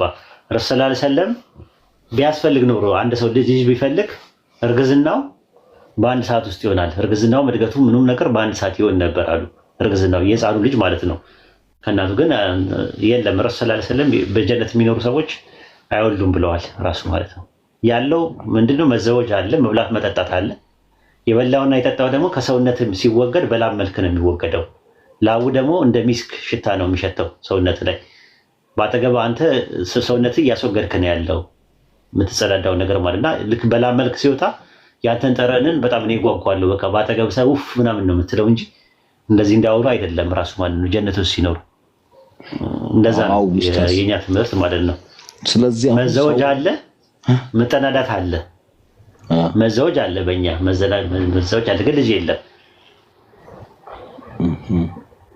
ኦኬ አሁን እዚህ አደምና ሐዋ የት ነበር የሚኖሩት የነበረው? ክርስቲያኖችን ዝም ብለህ ጠይቃቸው። አደምና ሐዋ የት ነበር የሚኖሩት የነበረው? መጀመሪያ አዳምና ሔዋን የት ነበር የሚኖሩት የነበሩት? በምስራቅ ኤደን ገነት፣ በገነት ነበር የሚኖሩት የነበረው። አዳምና ሔዋን ኃጢአት ባይሰሩ የት ነበር እኛ የምንኖረው ይላሉ? ገነት እኮ ገነት ነበር የምንኖረው ይላሉ አይደል? ክርስቲያኖች ሰምታቸው ከሆነ እንዴ ብለው ነው የሚኖሩት። አሁን አንተ እንዴት ብለህ ልትኖር ትችላለህ? አዳምና ሔዋን ዝም ብለው ኤግዚቢሽን እና ባዛር ብቻ ከሆነ ድራማ ብቻ ከሆነ የሚሰሩት ተራክቦ የሚባል ነገር ከሌለ መዘወጅ። ምክንያቱም አዳምና ሔዋን እኮ ገነት ውስጥ እያሉ ባልና ሚስቶች ነበሩ አይደለ? ስለዚህ አዳምና ሔዋን ባልና ሚስቶች ሲኖሩ ቶሎ ወጡ እንጂ ባይወጡ እዛ ዝም ብለው እንትን ይፋቱ ነበር። እነሱ የሚሄዱት ያው ዝም ብለው ይኖራሉ ነው አይደል? እኮ ዝም ብለው እኛ እንዴት እንመጣለን እኮ መውጣታቸው እኮ ዋይፊ ምናምን ይገጠምልናል። ዋይፊ ነው ባይወጡ አይ ምልህ እንትን ነው። እኛ እዛ እንኖር ነበር እኮ ነው። ኃጢአት ባይሰራ ሁላችንም ሰዎች የምንባል የት እንኖር ነበር ነው ብሎ የሚያምኑት። ሄደን ገነት እኮ እንዴ ብለን እንመጣለን እኛ? በዋይፊ ነው ወይስ ዲፕሊኬሽን ምናምን ነው እኮ? እሱን ነው እኮ የምልህ እኮ መጀመሪያውኑ አዳምና ሔዋን ከእንቅልፉ ሲነሳ ምንድን ነው ያለው? ይቺ ሚስቴ እኮ ናት ነው ያለው ኩፋሌ ላይ። ይቺ ሚስቴ ናት አለ። ሚስቴ ናት አለ። የሚስትን ቃል ሰምታልና አለው። ባልና ሚስቶች ካልነበሩ ሚስት ለምን ይለዋል? ባልሽን እንደዚህ እንትን ብለሻልና ለባልሽ ተገዢውኝ ምናምን አላት። ፈጣሪ ግን ጀነት ውስጥ እያሉ ባልና ሚስት ነበር የሚላቸው የነበረው። ባልና ሚስት ማለት ዝም ብሎ ቃቃ ጨዋታ ነው። ጆነ ቃቃ ተጫውተህ ታውቃለህ? ጀነራል በልጅነቴ እኔም ተጫውቻለሁ። ራሱ ባልና ሚስት ምናምን አለ ተጫውቻለሁ። ሌላ ነገር የለም ማለት ተራክቦ ምናምን የለም። ዝም ብለህ ብቻ ነው ባልና ሚስት የምትሆነው። የለም በቃ ልክ እንደዛ ነበር የሚሆነው ጀነት ውስጥ። እንግዲህ መሆኑ እንደዛ አይደለም። ያለዛኛ እንዴት ብለን እንመጣለን? ብዙ ተባዙ ምድር ሙላት ያለው መቼ ነው? ከወጣ በኋላ ነው? እስከ መውጣቱ በፊት ነው? ከመውጣታቸው በፊት ነው። እሱማ በፊት ነው። ስለዚህ አየህ ብዙ ተባዙ ማለት ዝም ብሎ ነው። ኤግዚቢሽን ነው፣ ድራማ ነው፣ የሆነ ነገር እንትን ቢል ባዛር ነው ምናምን። ታዲያ ልጅ መውለድ እኮ ቅጣት ነው አይደል? ለሴቲቱ በለሱን ፍሬውን ስለበላ አይደለም። ከዛ በፊት ነበር ምጥሽን አበዛዋለሁ በጭንቅም ትወልጃለሽ ያላት ለምንድን ነው እኮ? ምጥሽን እኮ አበዛዋለሁ አይደለም ቢላት፣ በወለድሽ ምጥሽን አበዛዋለሁ ማለት ኦልሬዲ ምጥ አላት ማለት ነው። አበዛዋለሁ፣ ገንዘብን አበዛለሁ፣ ደሞዝ ጨምርልሃለሁ ብዬ ብናገር ደሞዝ የለህም ማለት ነው እንዴ? ታመጣለች ይጨመረባት። አየ በጭንቅ ነው፣ ጭንቅ ነው ራሱ የሚለው በጭንቅ ትወልጃለሽ። ምጥሽን አበዛዋለሁ ደግሞ እኮ አይደለም የሚለው በጸነሽ ጊዜ ጭንቅሽን አበዛዋለሁ ነው። ጭንቀት ነው የሚያበዛው እንጂ ስለ ምጥም አይደለም የሚያወራው። ሁለተኛ ደግሞ ምጥም አይዛችሁ አበዛዋለሁ በጸነሽ ጊዜ መጀመሪያም ትጨነቅ ነበር ማለት ነው። አበዛዋለሁ ማለት አው ጭንቀቱም ነበረ ማለት ነው። አንደኛ። ሁለተኛ ነገር ደግሞ ጭንቀቱ ደግሞ የሚኖረው በጽንስ ጊዜ ነው የሚኖረው ማለት ነው። ስትወልድ አይደለም ማለት ነው። አንዳንድ ሴቶች አው ምጥም አይዛቸውም ዛሽ ልክ የሚልላቸው አሉ። አላህ ሲያገራላቸው ተምታታቀም በኖርማል ያለው ኦፕራሲዮን ምናምን ማዘር እንደዛ ናት። አላህ ያግራላቸው። ሁሉንም ሴቶች አላህ እንደዛ ያደርግላቸው ራሱ ማለት ነው። በኦፕራሲዮን የሚወልዱ አሉ ያለ ምጥ እና ከርግማን ነፃ ሆኑ። መንታ ወንድም አለኝ እኔ አትጨናነቅ። እንደዛ ነው ያለው ማለት ነው። እና እንደዛ ይሄን ይመስላል። ምጥ ራሱ የአንዱ የተፈጥሮ ነው። ምጥም ጣርም ሞት ላይ ጣር ልደት ላይ ደግሞ ምጥ መኖሩ በተፈጥሮ ነው በኢስላም አስተምሮት እንጂ በከላይ የማንንም ገፈትና አበሳ የምትቀምስበት አንዳች ቁብና አንዳች ምክንያት የለም። ይህንን ነው የሚያሳየው። እና ምንድነው የምንጠይቃቸው? አደምና ሐዋ ያጡትን ጀነት ማን ነው ከፍሎ ወደዛ የሚመልሰው? በአዳም የተነሳ የሚከፍለው ማን ነው? ክርስቶስ። ማን ነው የሚከፍለው? በነፍስ ቤዛ ሆኖ ምናምን ተሰቅሎ ምናምን ማን ነው የከፈለው? ኢየሱስ። ሲከፍል አዳምና ሔዋን ወደ ነበሩበት ጀነት ነው የምንገባው ብለህ ጠይቃቸው። እንጠይቃቸዋለሁ። በአዳም ያጣ ነው። ስለዚህ አዎ ካሉ ከእንደገና እንትን አለ ማለት ነው፣ መዘወጅ አለ ማለት ነው። ካልሆነ ግን መጽሐፍ መዘወጅም አለ እንጂ ተመልሶ አደምና ሐዋ የነበሩበትን ጀነት ውስጥ ከሆነ የምንገባው አደምና ሐዋ የነበሩበት ባልና ሚስቶች ነበሩ የነበሩት። ዘፍጥረት 1:26 ላይ ምንድን ነው የሚለው? ወንድና ሴት አድርጎ ምን አላቸው ይላል? ፈጠራቸው ይላል አይደል? ፈጠራቸው። 1:27 ወንድና ሴት የሚባለው በምንድን ነው? ወንድና ሴት ምንድን ነው? የስጋ አንቀጹና የስጋ መደቡ ምን ነው የሚያመለክተው? ወንድና ሴት የሚለው ወንድና ሴት ማለት ተቃራኒ ጾታ ያላቸው ሁለት የሰው ልጅ እኮ በምንድን ነው የሚታወቀው? ለምሳሌ በምን ታውቃለህ? ወንድ ነው ሴት ነው የሚያስፈኘው ምንድን ነው? ምን ሲኖር ነው? ያው ወንድ ያለው ነገር ሴቷ አይኖራትም፣ ሴቷ ያላት ነገር የተራቆ ኦርጋኑ ሲኖሩ ማለት ነው አይደል? አዎ። ምን ድራማ ሊሰራበት ነው የፈጠረው? መጀመሪያ 9:27 ላይ በፍጹም የፈጠረው ዓላማ የለውም አይደለም፣ ፈንክሽን የሚያደርግበት አዎ ምክንያት አለው ነው ወይስ ፈንክሽን ያደርጋል? ምክንያት አለው ማለት ነው። ሰው ደግሞ ከሞት ደግሞ ተቀስቅሶ ወደፊት ይቀሰቀሳል አይደል? የቂያማ ቀን አዎ። የሚቀሰቀሰው ሰውየው ራሱ ነው ወይስ አካሉ ብቻ ነው የሚቀሰቀሰው? ሁሉ ነገሩ። ስለዚህ ሁሉ ነገሩ ሲቀሰቀስ ከና አካሉ ከሆነ የሚቀሰቀሰው ያ ሰው ሲቀሰቀስ ባዶ ነው ሳይኖረው ነው? ሴቷም ወንድም ሳይኖራቸው ነው የሚቀሰቀሰው ነው እንጂ። ስለዚህ ድጋሚ ለአገልግሎት ይውላል ማለት ነው። ያ ፈንክሽን ያደርጋል። ያለዛ ግን ትርጉም የለውም። አሁን ለምሳሌ አይን የሚባለው ልታይበት ነው፣ ጆሮ ልሰማበት ነው የሚሆነው። ምን ዝም ብሎ ምንም አያደርግም ማለት ወይ ደግሞ እንደ ጃንደረቦቹ እንደዛ ይሆናል። 3 አይነት ጃንደረባ አለ ተብሎ፣ አንደኛ ደግሞ በተፈጥሮ ያሉ ጃንደረቦች አሉ፣ ሰው የሰለባቸው አሉ፣ ራሳቸው ደግሞ ለእንትን ብለው የሰለቡ አሉ። ሰምተሃል አይተሃል? ማቴዎስ 19 ላይ አላውቀውም። እስኪ እንየው። በተፈጥሮ ያለ ከዛ በኋላ ደግሞ ሰው የሰለባቸው አሉ፣ ራሳቸውን ደግሞ የሚሰልቡ አሉ፣ የሚቆርጡ ማለት ነው። አዎ ለመንግስተ ሰማያት ብለው ማቴዎስ 19 ላይ ቁጥር 7 ምናምን አካባቢ መሰለኝ። ቁጥር 7 ማቴዎስ 19 ላይ ቁጥር 9 ላይ 9 ያለ ዝሙት ምክንያትና ውረድ፣ እስቲ ውረድ። አዎ ምን ይላል? እርሱም ይህን ሰስታቸው እንጂ ምን አለ? ቆይ ቁጥር 10 ላይ ምን አለ? ደቀ መዛሙርቱም የባልና የሚስት ስርዓት እንዲህ ከሆነ መጋባት አይጠቅምም አሉ። እርሱ ግን ይህ ነገር ስለሰጣቸው እንጂ ለሁሉም አይደለም። በእናታቸው ማዕፀን ጃንደረባ ሆነው የተወለዱ አሉ፣ ማለት የሌላቸው ማለት ነው። ወንዶች ሆነው ከእናታቸው ማዕፀን ጀምሮ የላቸውም። ሰው የሰለባቸው ጃንደረቦች አሉ። እንደ ራያ አካባቢ ላይ እንደዚህ ይቆረጥ ነበረ። አሁን ዳዊት እንዳደረገው መቶ እኮ ነው የቆረጠው ማቴዎስ ላይ ዳዊት እንትን ነው ፕሮፖዝ ያደረገው። በዛ ነው ጥሎሽ ያቀረበው። አዎ ጥሎሽ፣ ማጫ ጥሎሽ፣ መህር ለአባትየው ያቀረበው 100 ነው ቆርጦ የሰጠው። እንደዛ ማለት ነው። ሰው ስለባቸው ጃንደረቦች አሉ። ራያ አካባቢ ስትል ሰማሁ። ለምን ዓላማ ነው ግን እንትን የሚለው የሚሰለበው እንደዚህ አይነት ነገር ይባላል? ማለት እኔ አባቴ ነው የነገረኝ፣ እኔ አላውቅም። ራያ አካባቢ ላይ ይሰልባሉ፣ እንደዛ ይሰልባሉ ምናምን። ሽፍታዎች ናቸው እንጃ ጀግንነት ይሁን ምናምን ነገር እንደዛ ብሎኝ ነበር አባቴ። አባቴ ነው የነገረኝ። እንግዲህ አባቴ አሁን በህይወት የለም ለዛ ነው። እሺ ከዛ በኋላ አሉ ራሳቸውን የሰለቡ ጃንደረቦች አሉ ይልና ለመንግስተ ሰማያት ራሳቸውን የሰለቡ ይላል። አየው መንግስተ ሰማያት እንገባለን ብለው የሚሰልቡ አሉ። እነዛ ደናግሎች ናቸው የሚገቡት ስለተባለ ላለማድረግ ይቆርጡታል ነው የራሳቸው አይደለም። እነሱ ድንግሎች ናቸው ከሴጋ ያረከሱ እያለ ነው የሚቀበሉ። እነዚህኞቹ ደግሞ በቃ በጣም ሲያስቸግራቸው የሚሰልቡት የለም የሚቆርጡት የለም። አንዳንዴ እንደው በቃ በቀረብኝ እንደው እንትኑ ፍትወቱን አልቻልኩትም ምናምን ነገር የሚሉ እንደዛ ማለት ነው። ፍትወቱን ሳይችሉ ሲቀሩ ይቆርጡታል ለዛ ብለው እና 3 አይነት ነው ያለው። ጃንደረባ በ3 ይከፈላል ብሎ ነው ያስቀመጠው። እሺ ሌላው ደግሞ ኡስታዝ አሁን ያው የሰው ልጅ የሚሞተው እንደነሱ ማለት ነው። ያው አዳም በሰራው ኃጢአት ነው አይደል ሞት የመጣው። እንስሳት ለምን ይሞታሉ ታዲያ? ስምኛ ጥያቄ ነው። በተፈጥሮ ላይ የተቀመጠ ነው። አያው የምጠይቃቸው ጥያቄ ሞት የሚባለው በአዳም ኃጢአት የመጣ ከሆነ ከአዳም በፊት የነበሩ እንስሳት ለምን ይሞታሉ ስትላቸው እሱ ተፈጥሮ ነው ይለዋል። ስለዚህ ሞት የሚባለው ነገር ከአዳም በፊት ነበረ ማለት ነው። አየው ሞትን የፈጠረው አላህ ነው ማለት ነው።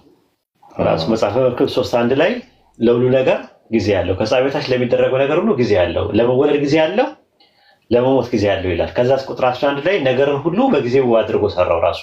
ከዛ ቁጥር 19 ላይ ደግሞ የሰውና የእንስሳት ዕድል ፋንታ አንድ ነው፣ ሁሉ ከአፈር ነው ወደ አፈር ይመለሳል። ጠፍታብኝ ነበር 3:19 ላይ መጽሐፈ መክብብ 3:19 ላይ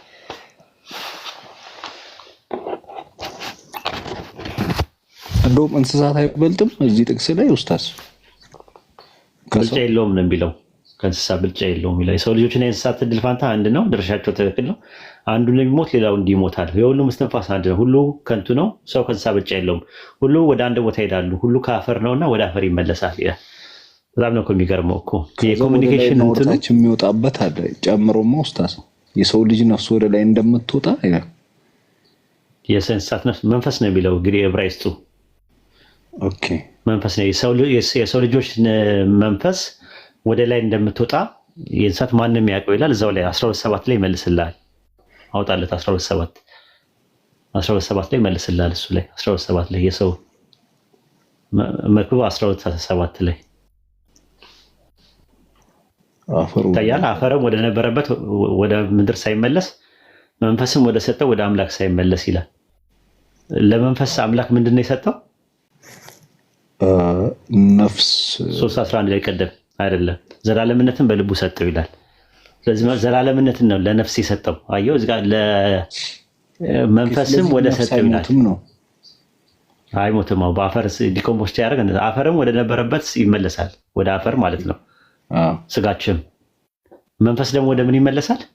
ወደ አምላክ ይመለሳል ይላል። ስለዚህ ወደ አምላክ ሲመለስ አምላክ ሕያው ነው ወይስ ነን ኤግዚስታንስ ነው? አምላክ ሕያው ነው። ሕያው ነው። ስለዚህ ሕያው ወደሆነ ነገር የሚሄደው ሕያው ነው፣ የማይሞት ነገር ነው። 3:11 ላይ ዘላለምነትን ሰጠው ነው የሚለው። ስለዚህ ነፍስም ወደ ሰጠው ነው የሚለው። አይተህ ከሆነ ነፍስም ወደ ሰጠው ይላል። ምን ወደ ሰጠው?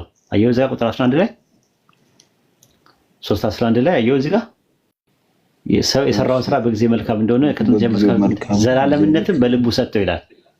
ኦኬ ዘላለምነትን ሰጠው ይላል። አየህ በልቡ ስለዚህ በልቡ ከሰጠው ለማን ነው የሰጠው? ለነፍስ ነው የሰጠው፣ ለመንፈስ ነው የሰጠው። ስለዚህ መንፈስም ወደ ሰጠው ይላል። ወደማ ወደ ሰጠው ወደ አምላክ ይመለሳል። አምላክን ለመንፈስ ምንድን ነው የሰጠው? ዘላለማዊነት ዘላለምነትን ማለት ነው። ስጋ ደግሞ ወደ አፈር ይመለሳል። ስጋ ወደ አፈር ሲመለስ ደግሞ ማለት ነው። ስጋ ወደ አፈር ሲመለስ ፊዚካል ፐርሰፕሽን የሚባሉ ነገሮች ይቋርጣሉ ማለት ነው። ማየት፣ መስማት፣ ማወቅ የሚባለው አንጎል የሚባለው ነገር አይኖርም። ኮሚኒኬት የምታደርግበት መሳሪያዎቹ በሚሉት መሰረት ቅጣቱ ነፍስ ወደ ፈጠረው ወደ እግዚአብሔር አምላክ የሚሄድ ከሆነ ዘላለማዊ ሆኖ ቅጣቱ እንዴት ነው? ስጋው ብቻውን ቢቀጣ ምን ዋጋ አለው? ሲኦል በሚሉት ሀሳብ ላይ የትንሣኤ ቀን ነው። አይ መንፈስ ነው የሚቀጣው እኮ። መንፈስ ከሞት በኋላ በእኛም መንፈስ ነው አይደለ? ሩሃችን ይቀጣል። ራሱ ስጋ ወደ አፈር ይመለሳል፣ ዲኮምፖስት ያደርጋል። ከዛ በኋላ የቂያማ ቀን ደግሞ ስጋና ሩሃችንና ከጀሰዳችን ጋር አብሮ ይሆንና ጀነትና ጀሃነም አለ። ደስታችንን የምናጣጥመው በሁለቱም ነው። ያን የቂያማ ቀን አይደል? አካላዊም ነው መንፈሳዊም ነው ያለው እንትና። ልክ እንደዛው ነው። አሁንም እንደዛ ነው። ራሱ በእነሱም እንደዛ ነው። አይ ትምህርቱ ተመሳሳይነት እኮ አለው። ያው የተወሰኑ አስተምሮት ላይ አውቀው ያጣሙታል ነው። እስቲጋሳ ማድረግ አይቻልም አይደል? የሞቱ ሰዎች ለምንድን ነው የማይቻለው? እስቲጋሳ በህይወት ባሉ ሰዎች ማድረግ ይቻላል አይቻልም? እስቲጋሳ ማለት ራሱ አልገባኝም። እስቲጋሳ የሚባል ነገር አታውቅም? በኢስላም እስቲጋሳ ማለት የመጠየቅ ማለት መለመን። አሁን አንተ መለመን አብላኝ አጠጣኝ ድረስልኝ ማለት ትችላለህ። መመጀን እሱ እንትን ነው፣ ተወሱል ነው፣ እሱ ሌላ ነው። እንዴት እኮ እኔ አሁን አንተን ድረስልኝ ባካ ይኸውልህ፣ አሁን አንተን ይኸውልህ አብላኝ አጠጣኝ አልብሰኝ የሆነ ነገር ላይ ጉድጓድ ላይ ሆኜ ደግሞ ድረስልኝ እርዳኝ የሆነ ዕቃ ቀብለኝ ምናምን ብዬ ማለት አልችልም? ትችላለህ። ይቻላል። እስቲጋሳ ይደራል። ግን አንተን ደግሞ እንደዚህ ብዬ ብጠይቅስ? እንደዚህ ብዬስ ብጠይቅስ? አንተን ልጅ ስጠኝ፣ ህመሜን አሸረኝ፣ ይሄ ሐራም ነው፣ ማረኝ ምናምን ብዬ ብል እሱ ሽርክ ነው አይደል? ይሄ ሽርክ ነው። ኦኬ። ደግሞ አንተ በሌለበት አሁን አንተ ቻው ደህና ደሩ ምናምን ብዬ ወጣውና አልጋ ላይ ገባውና ከዛ በኋላ ጀነራል ሆይ እርዳኝ ድረስልኝ ብዬ ብልህ እችላለሁ? ይሄ የባሰ ነው፣ ከባድ ነው፣ ጥመት ነው እንጂ እችላለሁ ወይ? ኖር አይደለም፣ እርዳኝ ኖርማል እኮ ነው። ለምንድን ነው የማይቻለው? ስለማትሰማኝ ማለት ነው። አትሰማም፣ አታየኝም፣ አታቀኝም። አዎ ይሄ የማባህሪ ነው። ሁሉ ነገር በገይብ ዱዓ ማድረግ ለአላህ ብቻ ነው። እሱ ነው። አሁን የሞቱ ሰዎችን መቃብር ጋር ሄደ ድረሱልኝ እርዱኝ ምናምን ብትላቸው ይሰማዋል? መገናኛቸው ኮሚኒኬት የምታደርገው አይሰሙም ማለት ነው። እንደዛ ከሆነ ቁረይሾች ያላ ደጋግ ባሮችን ወደ አላህ ያቃርቡናል ብለው የእነሱን ሐውልት ሰርተው በካባ ዙሪያ 360 የሚደርሱ ደጋግ ያላ ባሮችን ምስላቸውን አድርገው ሲያደርጉ አላህ ብጠሯቸው ምን አይሏችሁም አለ፣ አይሰማችሁም። ሙታንም ናቸው መቼ እንደሚቀሰቀሱ ምን አይሉም አለ፣ አያውቁም አለ። ተመልከት አለ። ቁረይሾች እነዛን 360 ጣዖታት ሲያመልኳቸው የነበሩና ሲጠሯቸው የነበሩ ፈጠራችሁን ብለው ነው ወይስ ወደ አላህ ያቃርቡናል ብለው ነው? አቃርቡን ብለው ነው። አቃርቡን ብለው ነው እንጂ ፈጠራችሁን ብለው አይደለም። ሰማይና ምድር የፈጠረው ማን ነው ሲሏቸው ምን አሉ? አይ እኛ የምናመልካቸው እነዛ አላህ ነው ይላሉ። አየህ እንትን ታዲያ ለምንድን ነው የምታሻርኩ ሲሏቸው ምን ይላሉ? አማላጆቻችን ናቸው፣ ያገዙናል፣ ይረዱናል፣ ያቃርቡናል ወደ አላህ ብለው ነው የሚያስቡት። ወደ አላህ መቃረብ ደግሞ ምን ይባላል? ተወሱል ይባላል። ተመልከት ዛሬ እየተሰራ ያለውን ስራ ማለት ነው። ተወሱል ይባላል። ተወሱል ማለት መቃረቢያ ሶስት ነገር ነው ያለው። አንደኛ የመጀመሪያው መልካም ስራ ነው ተወሱል የሚደረገው ማለት ነው። መልካም ስራ ምንድነው? ተወሱል። ሁለተኛ የአላህ ስሞች በስሙ ጥሩት ይላል መቃረቢያ ወደ አላህ። ሶስተኛውና የመጨረሻው ደግሞ እኔ አንተ ጋር መጥቼ ፈይሰል ወይ ዱዓ አድርግልኝ ብዬ ብል እሱም ተወሱል ነው። እየተመጀንኩኝ ነው በአንተ ይቻላል ዱዓ አድርግልኝ ምናምን ነገር። አንተ በሌለበት ግን ዱዓ አድርግልኝ ካልኩት ምንድነው የሚሆነው? ሽርክ ነው የሚሆነው። ለምን አንተን በገይብ ማናገር ምን አይልልኝም? አይበቃም ራሱ ማለት ነው። ከዛ በኋላ ደግሞ ስለ ተበሩክና ስለ ምንድነው ስለ ተሰውፍ ደግሞ ሌላ ቀን ነግራቸዋለሁ። ይበቃቸዋል ዛሬ። ይሄን አላውቅም ነበር እኔ እስቲጋሳ። እንዲሁ ግን አሁን ስትጠይቀኝ እስቲጋሳ አለ፣ ተወሱል አለ። ክርስቲያኖች ማርያምና ገብርኤልን ምናምን ነገር የሚሉት ነቢያትን፣ ጻድቃን፣ ሰማዕታትን የሞቱ ሰዎችን ሲለምኑና ሲያናገሩ ትክክል ናቸው ሽርክ ናቸው ብለን እኛ ደግሞ መሻይኮቻችንና አውሊያዎቻችንን ወልዮቻችንን በሌሉበት ብንጠይቅ ለኛ ትክክል ለነሱ ትክክል የማይሆንበት ምን ምክንያት አለ? ባል ነገር የለም። አውሊያዎችንም ወልዮቻችንንም መሻይኮቻችንንም በሌሉበት መጥራት መቻል ሐላል ከሆነ እስቲጋሳ ማድረግ በእነሱ ተወሱል ማድረግ ተበሩክ ማድረግ በእነሱ የሚቻል ከሆነ ክርስቲያኖችን ለምንድን ነው የምንወቅሳቸው? በማርያም በገብርኤል በምናምን ሲመጀኑ ማመጀኑ ግን እንደ ግዴታ ነው አይደል ኡስታዝ የሚሆነው? አሁን አንተ እስቲጋሳ እንዳልኩ አይደለም ማለት መመጀን ማለት እንደዛ ነው። ስትመጀን እንደዛ ነው። እንትን አይሆንብህ በምናምን እሱ ቢዳ ነው።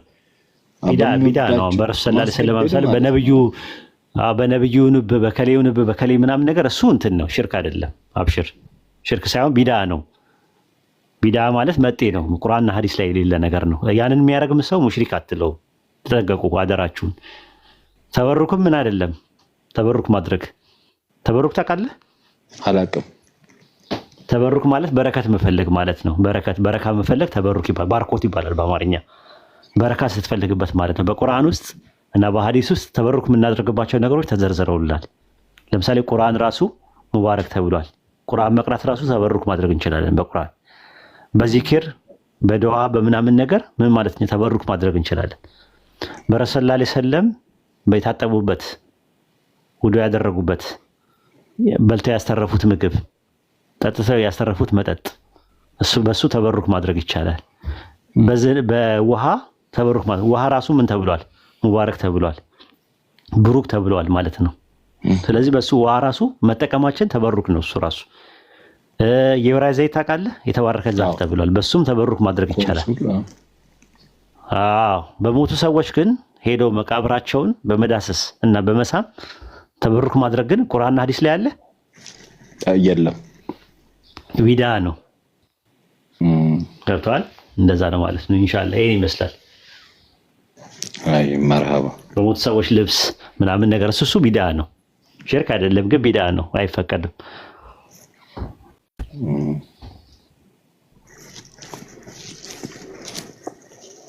እሺ ጀዛኩሙላሁ ኸይረን ኡስታዝ ትንሽ ትቆያለህ? ከታች ፈልገው መሰለኝ። እኔ በቃኝ ካልደከመ እኔ በቃኝ። አይ ደከመኝ፣ አልቻልኩም። ከዚህ በላይ አልችልም። ራሱ ሰው ነኝ። ከፕላስቲክ አይደለም የተሰራሁት። እንግዲህ እንትን ነው አሁን ሰርጀሪ ላደርግ ነው በቅርብ ጊዜ ኢንሻአላህ። በምን ኬዝ ኡስታዝ? ምን ነው አሟል ነው? አይ እንትን ነው ከፕላስቲክ ራሴን አደረገውና ብዙ መቆየት እንድችል ማለት ነው። አስረነገጥከን እኮ። ከፕላስቲክ ራሴን አሰርቼው መቆየት እንድችል ማለት ነው። እኔማ ጀነራልን ከታች ደጋግመው ሲወቅሱ ምናልባት ብዬ ነበረ አየሩን ያስከብን እያሉት ነበር። ምን እኔ እኮ ምን ፍታው እያሉኝ ነው ተብለህ ነበር። አሁንማ በቃ አድክመህ ለቀቅክ እኮ። እኔ ላይ እኮ ዱላ ይበዛብኛል። ያው ለምጄዋለሁ። እሺ ያው ችግር ኡስታዝ በቃ እረፍ። ማሻአላ ግን የኛ ህዝብ እኮ በጣም ነክቷል። እኔ ደስ ያለኝ ነገር ስለ ተውሂድ ምን እንደሆነ ማወቁ፣ ሽርክ ምን እንደሆነ ማወቁ በደንብ አድርጎ እንትን ሲል ደስ ይላል። ማለት በቃ ጊዜው ዘመኑ ነው። በቃ ሰው ወደ ቁርአንና ወደ ሐዲስ ከተመለሰ ምንም አይነት ጭቅጭቅ አይኖርም። ኢንሻአላህ ደግሞ የኢትዮጵያ ምድር ተቀይሮ እናያለን ማለት ነው። ታሪክ ነው የምንሰራው ራሱ። እነ ቱርክ፣ እነ አልጄሪያ፣ እነ ናይጄሪያ፣ እነ ሞሮኮ ምናምን ነገር የሰለሙት በምን ምክንያት ነው ብለው የሚነግሯችሁ? በምን ምክንያት ነው የሰለሙት ነው የሚሏችሁ? ንገሩኝ እስቲ። በምን ምክንያት ነው የሰለሙት ነው የሚሏችሁ? በጦርነት ነው። በጦርነት አስገድደው ምናምን ይሏቸዋል። ፕሮፓጋንዳቸው። ኢትዮጵያ ውስጥ ያለው ቁጥር በፊት ኦርቶዶክስ ነበረ 80%፣ 20% ነበር የሙስሊሙ ቁጥር። አሁን የሙስሊሙ ቁጥር በቀደም ሲያወሩ አልሰማችሁም? እዚህ ቲክቶክ ላይ 70 ሚሊዮን ምናምን አካባቢ ይደርሳሉ። 70 ሚሊዮን 80 ሚሊዮን አካባቢ ላይ ሙስሊሞች ይደርሳሉ። በጣም እየሰፉ ነው ብለዋል። ኢንሻአላህ በእኛ እድሜ አሳስተው ስለሚናገሩ አይናቸው እያዩ ኢትዮጵያ ውስጥ ያለው ታሪክ ቫስት ማጆሪቲ ሙስሊም ሆኖ ብዙ ሰዎች ሰበቡ ሊዳ ሆነው ጥሪ አድርገን ምንም ነገር ስል ታሪክ ላይ አስመዝግበን ኢንሻአላህ ያኔ በጦርነት እንዳልሆነ ይገነዘቡታል። ሰው እየሰለመ ያለው በምን እንደሆነ ኢትዮጵያ ውስጥ እናሳያቸዋለን። የኢትዮጵያ ክርስቲያኖችን ማለት ነው እናሳያቸዋለን ኢንሻአላህ ኡስታዝ። አሁንም አንድ ኦዲዮ ተለቋል፣ አይታችሁታል? ቴሌግራም ላይ ፕሮቴስታንትና ኦርቶዶክስ እየተከራከሩ ነው። ብዙ ሰው እየሰለመ ነው፣ ግን የሚሰልመው ከእናንተ ነው እያሉ ሲከራከሩ ነበር። ሰምታችሁታል? እሱን አልሰማሁም ነበር ያሳቀኝ። ከእናንተ ነው። ከእናንተ ነው ይጨቃጨቃሉ ፕሮቴስታንትና ኦርቶዶክስ። ከዛ በኋላ እኛ ምን አለ አትጣሉ አለን። አስማሚያ ማለት የሚያስማማ ቃል አለን አለን። ኢንጀነራል እንደው ታውቃለህ፣ በቃ አትጣሉ። ከሁለታችሁም ነው ብዙ ሰው እየሰለመ ያለው፣ ከሁለታችሁም ነው እየሰለመ ያለው። አትጣሉ፣ ምንም የሚያጣላ ነገር አይደለም ማለት በጣም ከእናንተ ነው ብዙ ሰው እየሄደ ያለው ይላሉ ኦርቶዶክሶች ተነስተው። ከዛ ፕሮቴስታንቶችም ከእናንተ ነው ብዙ ሰው እየሰለመ ያለው፣ በቁጥር ሻሃዳ እየያዘ ያለው ኢትዮጵያ ውስጥ በጣም ብዙ ሰው እየሰለመ ያለው ከፕሮቴስታንት ነው ይላሉ ኦርቶዶክሶች ሲያወሩ። እነዛ ደግሞ አይ ከእናንተ ነው ይላሉ። ግን እኔ እንዲሁ በራሴ ሲመስለኝ ማዘር አሁን ከራሷ ጨምሮ አጠቃላይ በቤተሰቦቿ በኩል 8-9 ከራሷ ጋር የሰለሙ እና ኦርቶዶክስ ላይ አይደለም ኡስታዝ ብዙ እየሰለመ ያለው። ከሁለቱም ይሰልማሉ፣ ግን ኦርቶዶክስ ነው አብዛኛውን የሚሰልመው በጥናት። አሁን እኮ አዲስ አበባ እኮ አስደንጋጭ ነው። በየቤት ውስጥ እየገባ ነው፣ እያንኳኳ እየገባ ነው። አዲስ አበባ እኔ የማውቃቸው ልጆች ብዙ ልጆች እንደዛ ነው የሚሉት። በጣም እንትን እያለ ነው፣ ተጽዕኖ እያደረገ ነው። በተለይ ደግሞ ቲክቶኩ እያሉ ነው ያለው። ቲክቶኩ በጣም ተጽዕኖ እያደረገ ነው። እኛ እኮ እየሰራን አይደለንም፣ ምንም እየሰራን አይደለንም። እኛ ተመካከረን ምን ብለን የሆነ ነገር በፕሮግራም ምናምን ነገር በደንብ በስነ ስርዓት ብንሰራ እመነኝ በጣም ትልቅ ለውጥ እናመጣለን። ባዶ ይሆናል። ምንም እየሰራን አይደለም። ያላፈ ድሎ ነው እንጂ በጣም ነው ብዙ ሰው የሚሰልመው። እኛ እየሰራን አይደለም ያለ ነው። ይፈልጉታል ሲጀመር አሁን ራሳቸው እንደዚህ ይፈልጉታል። በፊት አሁን በጣም የሙስሊም ስጋ የሚጠየፉ ነበሩ ጀለሶች። አሁን በስነ ስርዓት ነው በቃ ወይ አዘው ነው የሚጠሩ። የሚገርም ሙስሊም ቤት ጥላቻቸውም እንትን እያለ ነው የሚመጣው። ቲክቶክ ላይ ያሉት ናቸው። እኔ ከየት እንደሚመጡ ግራ ይገባኛል እንጂ መሬት ላይ ያለው ሀቅ አብዛኛው ሰው ልቡ ወደ እስልምናው የሸፈተ ነው። አሪፍ እይታ ነው ያለው። ትክክል ነው። ያው ኡስታዝ ለማለት የፈለገው እነሱ የሚሰሩበት ስራ አለ፣ ቀመር አላቸው፣ ተደራጅተዋል። እንደዚህ እንኳን አድማ አድርገው ምናምን እዚህ ቤት አትግቡ ምናምን ተብሎ ይኸው ሰሞኑን አሁን እኮ ከስተመር ጠፍቷል፣ አትግቡ ተብሎ አድማ ስለተነገረ ማለት ነው። እንደዛ ቢሰራ በሙስሊሙ በኩል ምንም አይተርፋቸውም ነበር ሰው። እንደዛም ሆኖ ግን አሁን አሪፍ ነው፣ በጣም ቆንጆ ለውጥ ነው ያለው። አልሐምዱሊላህ ብቻ አብሶ በዚህ ዘመን ደግሞ ያልወጣ የመጽሐፍ አይነት የለም። የኢስላማዊ የሆነ አሁን ብዙ የማይታወቁ የነበሩ አረብኛ መጽሐፎች ምናምንም ከነሱ በኩልም እነ ኡስታዝ የሚያነሱትም እንዲሁም ገድላት ምናምን በቃ የእውቀት ጊዜ ነውና በጣም ብዙ ነገሮች ወጥተዋል። አልሐምዱሊላህ ብቻ እንጂ ቁርአን ላይ እንዳለው ራሱ እንትን ይሰራሉ እኮ እነሱ ላይክ በጀማ ግቡ በጀማ ውጡ የሚባለውን ነገርም የውሸት ሻሃዳዎች አሉ። ከዛ ትንሽ ቆይተው በቃ አካሄዳቸው የሚያስታውቅ ምናምን አይነት ሰዎች አሉ። እንደገና በቃ ጊዜ የሚጠብቁ ምናምን ይሄ ሁሉ በድራማ እንኳን እየሰሩ ብቻ አልሐምዱሊላህ እነሱን ያክልኛ ብንሰራ በጣም ትልቅ ነገር ይሆን ነበር፣ አሪፍ ነገር ይሆን ነበር። እኔ ደስ የሚለኝ ፓርት እዚህ ቲክቶክ ላይ ሆነ ታውቃለህ፣ ወይዲ እየከፈላቸው ነው የሚባለው ነገር ነው የሚያስቀኝ። እሱ ብቻ ሀብታም አድርጎኝ ማለት ነው። እኔ ሀብታም በቃ እየከፈለ እነ ባቢንም እነ ኦፓልንም የሚከፍለው እሱ ነው ምናምን ይላሉ። እና በጣም ነው ደስ የሚለኝ በቃ የሚያስቀኝ እየከፈሏቸው በቃ እነሱን እየከፈሉ ሻሃዳ የሚያስይዙት ሴቶችን ወንዶችን እየከፈሉ ነው ምናምን ይላሉ። እና እንደው ሀብታም ያደርጉኛል። እንደው የሆነ ላማለኝ በሰማይ ወተቷንም ማላይ ይባላል። በቃ የመጨረሻ በቃ የገንዘብ ምንጭ አድርገው በቃ ማለት በቃ ሀብታም ነገር ነው የሚመስላቸው። ምን እየሰራው ነው ግን የገንዘብ ሁሉም እየከፈልኩኝ እንደው ሻሃዳ ማስይዝበት ገንዘብ ከየት እየመጣ ነው? ያው እነሱ እኮ ኡስታዝ አማራጭ ስለሌላቸው ነው አንተንን በዚህ አይነት መልኩ የሚከሱትና እነሱ ቢሉም አይፈረድባቸውም። ግን እኔ አይ ምን ማለት አጀር ከሌለው አላህ ዘንድ አጀር ከሌለው እንትን ማለት ምንድነው ማለት ጥቅሙ ምንድነው? ማለት ብዙ ሰው ማስለመ አጀር ከሌለው ወይ ደግሞ ያ ሰው ሂዳያ እንዲያገኝ ከጀሃነም ነፃ እንዲወጣ ምናምን ብለህ ካላሰብክ በስተቀር ቤኔፊቱ ምንድነው ነው? እኔ አሁን ጥያቄ ማለት ነው። ገንዘብ ከምከፍልበት ፎቅ አልሰራበትም እንዴ? ታዲያ በሰርቺ ስንት ነገር ማለት ዱንያ ከሆነ እንደዚህ የሚያጓጓን ነገር ከሆነ ይሄ አሁን በሚሉት ብር እኮ እኔ ፎቅ ሰርቼ ምናምን ነገር በቃ ዱንያዬን እንደፈለኩኝ ሽቅርቅር እያደረኩኝ አካውፉልኮ አሜሪካ እየሄድኩኝ አንዴ ቱርክ እየሄድኩኝ አንዴ ምንድነው ታይላንድ እየሄድኩኝ አንዴ ጥራልኝ ይሄ ሪያል ማድሪድ ምናምን ይሄ እንትኑ ምንድነው ስፔን ያለው ምናምን የተለያየ ቦታ እየሄድኩኝ ቀብሰስ እያልኩኝ ስንት ነገር ዱንያ ከሆነ በቃ ሌላ ነገር ከሌለ ማለት ነውና ስንት ነገር አለና ኡስታዝ ዕውቀት ከሌለ እኮ ያለው አማራጭ የሰው ልጅ በትችት ስም ማጥፋት ነው። አማራጭ ስለሌላቸው እኮ ነው። ወደ አንተም እንዳይመጡ ደግሞ ያው ከስር ፊሊቲዎች ያልካቸው ይዟቸዋል። እኔ አሁን እዛ ላይ ሳይሆን ፖይንቴ እኛ ራሱ ሙስሊሞቹ እንደው የምር ማለት ነው ዳዋ የሚያደርገው እዚህ ጉዳይ ላይ ከልቡ ከውስጡ ለአላህ ብሎ የሚሰራው እና ለዚህ ስራ ደግሞ ብቁ የሆነ ሰው አለ። ዳረተው ሁሉም ቢነሳ ሙስሊሙ ቢነሳ ነው የምነግርህ።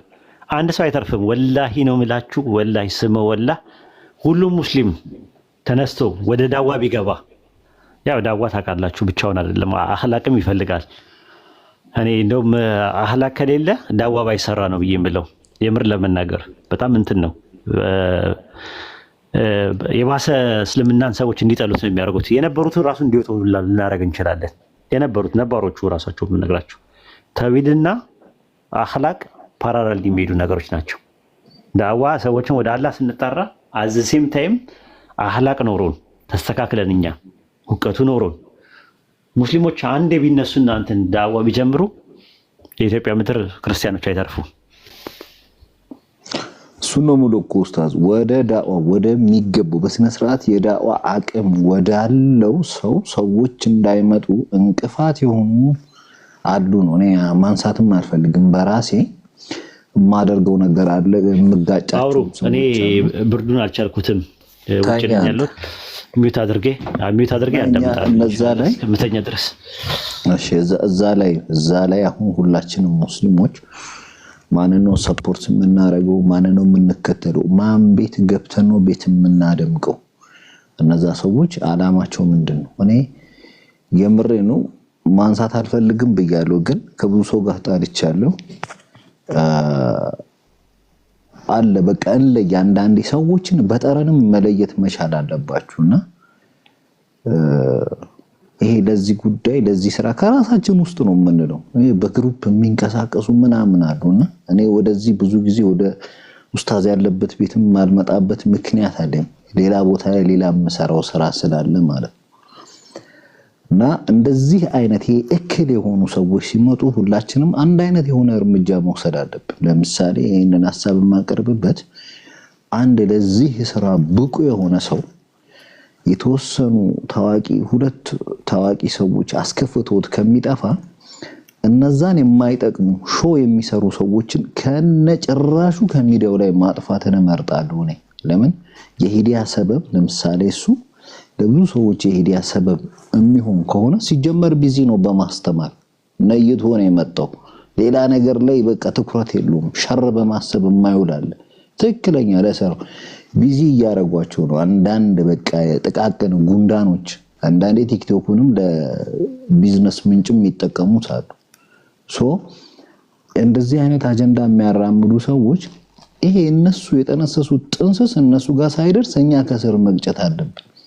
እያየው ስለሆነ አንዳንድ ቦታ ላይ ኡስታዞች ላይ የሚደረጉ ነገሮች አሉና ያው ይገባቸዋል። ምንም ርዕስ አጀንዳ ምናምን እየፈጠርኩ አይደለም። አንድ እንሁን ስላለ ኡስታዝ አቋማችንም አንድ መሆን አለብን ነው። አይ መርሐባ ስም አልጠራም እኔ አብሽሩ ፋራ አይደል። አዎ ጀነራል አይ ብዙ የሚታዩ ነገሮች አሉ። አክቹሊ ሰው ማየት ይችላል አይደለም 400 ምናምን ሰው ማየት ይችላል። ብዙ ሰው አለ የሚታይ ነገሮች እኮ አሉ።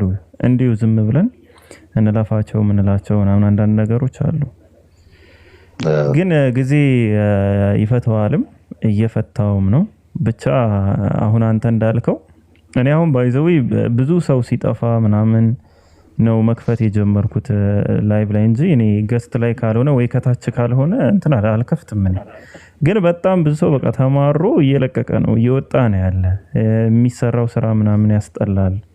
እንደዛ አይነት ነገሮች አሉና አው ኡስታዝም ቆመቶ ፒኬኔ እኮ ሰለጣለጥ ነው ሙሉ እየዞርኩ እያደንኩ ማለት ነው። ስም አልጠራም የገሌን ስም የሚያነሱ ምናምን ብዬ እዚህ ጋር ሸዋል ሰራም ግን በቃ ፋይት ማረግ ካለብህ ፋይት ነው ማረግ ያለብህ። እኔ ለምሳሌ የተቀረጽኩት በዚህ ስራ ነው። እኔ ረገጣ ላይ ነበር የምሰራው። ይሄ ታላይ ቁጭ ብለ ጊፍት እየተሰጠ ሰው መስደብ አለ አይደል? ለመጀመሪያ ቀን ትዝ ይለኛል ዴቭ ቤት ገብቼ ኡስታዝ ወሂድን ያየሁት ለመጀመሪያ ጊዜ እዛ ነው። ገብቷል እና አልተቸኝም። የሚገርመው ስድብ ነው የጀመርኩት። የሆኑ ሰዎች ገብቶ እስልምናን እንትን ሲሉ አንበሳ ተውት ቀስ እያለ ይማራል ነው ያለኝ። በቃ ማን ነው ብዬ በነብሱን ቼክ ብዙ ሰው ኮሜንት ላይ እየረገጠኝ ማለት ነው። እሱ እዚህ ስላለ ብቻ ሳይሆን ብዙ ጊዜ በቃ ከነ ሙሉ ለሙሉ ማለት ነው ጠፍቻለሁ ብዬ በማስበበት ቦታ ላይ ሁለት ቃል ነው የሚናገረኝ። እዚህ ስላለ አይደል ሾው መስራት አያስፈልግም። እኔ አሁን ለምሳሌ አንድ ሰው ነው ባለውበት እሱን የሚተች ከሆነ አጠገቤ ከሆነ በሰይፈውላ ደስ ይለኝ። አንድ ሐዲስ በስነ ስርዓት ማንበብ የማይችል ሰው ተነስቶ የሆነ ትልልቅ ቦታ የምትሰጣቸው ዋጋ የከፈሉ ሰዎችን ለመተቸት ይሞክራል። ለምን ነው ጊዜ የምንሰጠው? ጠቅ አርገ ደረጃውና ማንነቱን መንገር ነው። እኔ መማር ስለምፈልግ ማለት እንጂ ማንንም ይሄ ዝም ብሎ የተለቃቀመ ወሬ ይዞ መጥቶ ረጅም ሰዓት ገስት ላይ ቁጭ ብሎ እንዲያላዘንብኝ አልፈልግም። ወንድ ልጅ ነኝ። ሐላሉን ነው የምነግረው። ስልችት ነው የሚለኝ በቃ የሆነ አዲስ ነገር ካልነገረኝ ሲናገር ውስጤን የማያስደስተው ከሆነ ለምን ቦታ ይዝብኛል? ለምን ጊዜ ይገልብኝ? ዳታ ሞልቼ እንቅልፌን አጥቼ ማሽቃበጥ የሚባል ነገር አለ ጀማው ላይ። በቃ መጥራት ካለበት መጥራት አለበት። ገብቷል? እኔ እንደሱ አይነት ሰዎችን እየተከተልኩ ስለሆነ ማለት ነው ወደዚህ ማንነት ውስጥ የገባሁት። ለኔ በጣም ወሳኝ ሰዎች ናቸውና እነዛን መሰዋት እመርጣለሁ። ኤኒዌይ ከዚህ በላይ አላረዝሙ። ሁላችሁም ግን እንደዚህ አይነት አቋም ያዙ። በቃ ራሳችሁ ነው አትሽለጥለጡ ነው የምለው። ስድብ አይደለም። አፉ በሉ ይለቃሉ። ላቁም መሰለኝ በቃ። አይ ችግር የለውም። እንትን ከታች ያላችሁ ሰዎች 397 ሰው 400 ምናምን ሰው አሁን ትላንት እኔ እንደዚህ 9 ሰዓት ምናምን አካባቢ ልዘጋ ስል ያልኩት ነገር ነበርና የነበራችሁ ሰዎች በቃ እናንተ የምትሰሩት ትልቁ ስራ ምን መሰላችሁ? እዛ አካባቢ አለመሄድ፣ እነሱን የልብ አለመስጠት፣ ቁጭ ብሎ አለማዳመጥ ምናምን ነው። እንደውም በቃ የእነሱን ሀሜት ከምትሰሙ እኔ ልማላችሁ ብዬ ነበር ያመሸሁት። ማንም ይገባ ክርስቲያን የለም ምንም ነገር የለም። ግን ከዘጋው ሌላ ቤት ነበር የተከፈተና በቃ እንትን የማይወራበት ወይ ሃይማኖታዊ ነገር ሁሌ እስልምና የሚያስመቱ አይነት ሰዎች አሉና ከዛ በቃ ወደዛ ከምትሄዱ እኔ እዚሁ ቁጭ ብዬ ሀሜት ላማላቸውና ዝም ብዬ የሰፈር ወሬ ሳወራ ነበር። እና ምንድነው እናንተ ስለምትሄዱ ነው። ብዙዎቻችሁ ታጅቧቸዋላችሁ። የሆነ ኢሹ ተይዞ ሲመጣ በቃ ከበባ ነው። 400 ምናምን ሰው ቁጭ ብሎ 500 ምናምን ሰው ቁጭ ብሎ ይታያል። ምንድነው የሚሰማው? እዛ ስትገቡ ምንም በቃ የረባ ነገር የለም። የምትሰሙት ምንም የረባ ነገር የለም። አራዳ የሆኑ እየመሰላቸው እኛ ማይገባን እየመሰላቸው ምናምን የሆነ ሊቀልዱ የሚሞክሩ አይነት ሰዎች አሉ። በቃ የሚሰሩት ስራ ምንም እየገባን አይመስላቸውም። እየተረዳ ነው ምናምን እንደዛ አይነት ነገር አይመስላቸውም ጭራሽ ማለት ነው። ግን ምንድነው የሚያደርጉ? ጨዋ ይመስላሉ፣ ድምጻቸውን ያለሳልሳሉ ምናምን። እኔ እኮ እንደዚህ ምናምን እያሉ ነው የሚያወሩ። ግን የሚያወሩት ነገር ግን በቃ መርዝ አይገልጸው። በጣም የሚያስጠላ ማለት ነው። ስለዚህ ማንነት የግድ መናገር አይጠበቅም። እናንተ ብዙዎቹን ታውቋቸዋላችሁ ማለት ነው። ብዙዎቹን አንዳንድ ጊዜ ንቆ ማለፍም ሲባል የሆነ አላ መወራት ያለበት ጊዜ አለ፣ የሌለበትም ጊዜ አለ። ለሁሉም ጊዜ አለው። ለሞትም ጊዜ አለው፣ ለመኖርም ጊዜ አለ አይደል? ቅድም መጽሐፈ መክብብ ላይ ግን የተቀናባቸውን ሰዎች ቢያደርገኝ አላህን እንዴት ወላሂ ማመሰግነው። በቃ እኔ እውቀት በዚህ ልክ ማለት ነው የሰው ልጅ እንደዚህ እንደሚያስቀና እኔ ቲክቶክ ላይ ነው ያየሁትና ፒኬ ያው ገብቷል። አሽሙር ነው የባልቴት ወሬ ነው የሚወራው።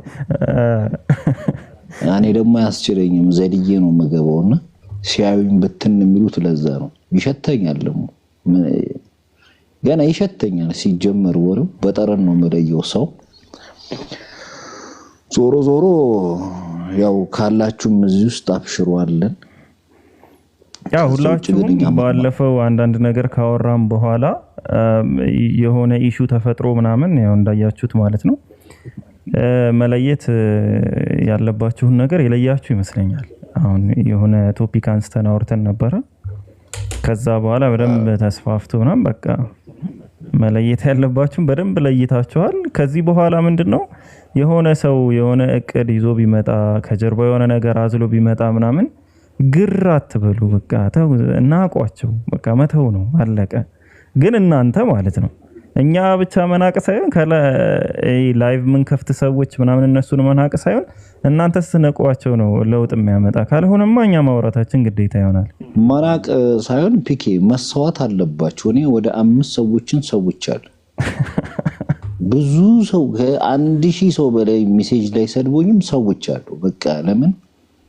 እንትን ናቸው እንቅፋት ናቸው መስዋዕት ካለበት ይሰወል ሰላም ነው የሚሆነው ገባ አለበለዚያ እዛ ጋር አጀንዳ ይከፍትና እንደ እቴቴ እንደወይዘሩ ህዝቡ እንዳለ ሐዲስ መቀባበል ሳይሆን በውስጥ ወሬ መቀባበል ነው ስላየሁትም ነው በራሴ እና ሁላችሁም እንደዚህ አይነት አቋም ያዙ በቃ የማይጠቅማችሁ ሰው ካጠገባችሁ ከሚጠቅማችሁም ሰው መራቅ አለበት እኔ ጥቅሜን ነው ማየው የሚጠቅመኝን ሰው ማጣት ስለማልፈልግ የማይጠቅመኝን ሰው እሰዋዋለሁ ይሄ እኔ አቋም ኡስታዝ ወይድ ይጠቅመኛል አይደል ዕውቀቱም ይጠቅመኛል እንደገና ደግሞ በሱ ምክንያት የሚሰልሙትም ሂዳያን የሚያገኙ ሌላውም የሚማረውም ሰው ሙስሊም ወንድም ማስበዋል በዕውቀት ተምሮ ብቁ ሆኖ የሆነ ቦታ ላይ በቂ ሆነ መልስ ሲመልስ ስታየው ትደሰታለህ አይደል ያንን ፍሬ ያፈራው ለኔ ጥቅሜ ነው ጥቅሜ ከሚነካ የማይጠቅመኝን ሰዋለሁ አልደራደርም አሁን ያልተግባባ ነው እዚህ ላይ ነው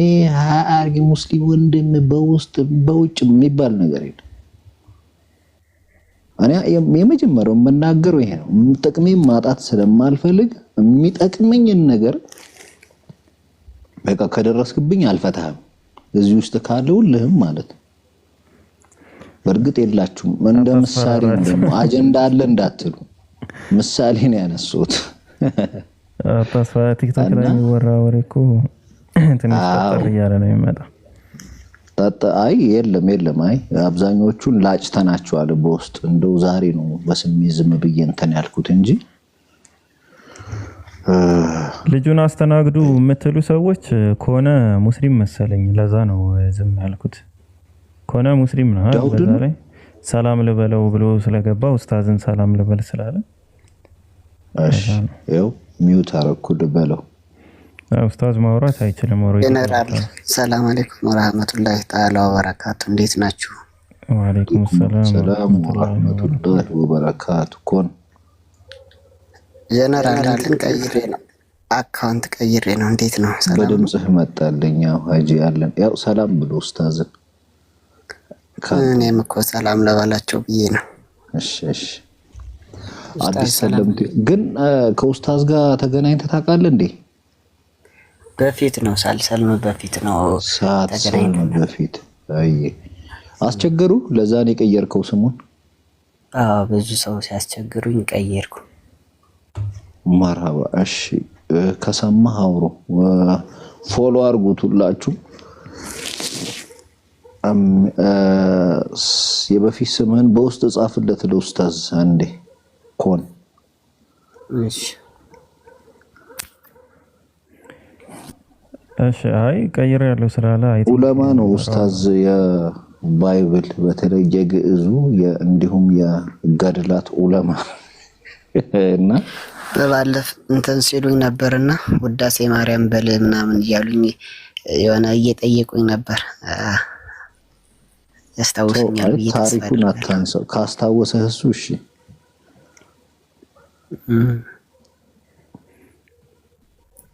ተዋወቃቸው ሌሎቹንም እኔ ሚውት ላርግ ሁሉንም መርምሩ ነኝ ኡስታዝ መርምሬ ትቼው ነው ወይስ ተቀበለው መርምሬ ታውቁት ፈቀደ እግዚአብሔር ያግዞላዳ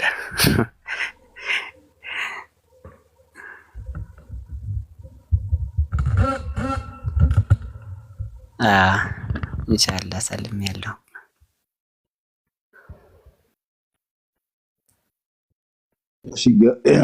የባለፈውን አይነት ጥያቄ ስጠይቅ ሁሉን በቃ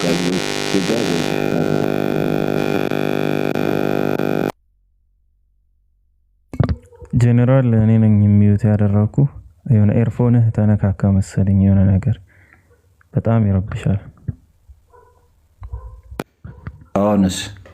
አሁን አሪፍ ነው። እሺ የባለፈው አይነት ጥያቄ ስጠይቅ ይዤ ስዞር ነበርና አጋጣሚ ደግሞ ኡስታዝ አልነበረም። እንደዚህ ለምትጠየቀው ጥያቄ ብቁ የሆነ መልስ የሚሰጥህ ሰው ጋር ጠይቅ። ሁሉንም ትዝ ይልሃል አይደል? አስታውሳለሁ። አይነት ጥያቄ እኔ እንዳትጠይቀኝ ነፍሴን ነው ያወጣው። ሲጀመር እኔ ምንም አላውቅም። ፒኬ አለ፣ ፒኬንም መጠየቅ ትችላለህ። ኡስታዝም አለ።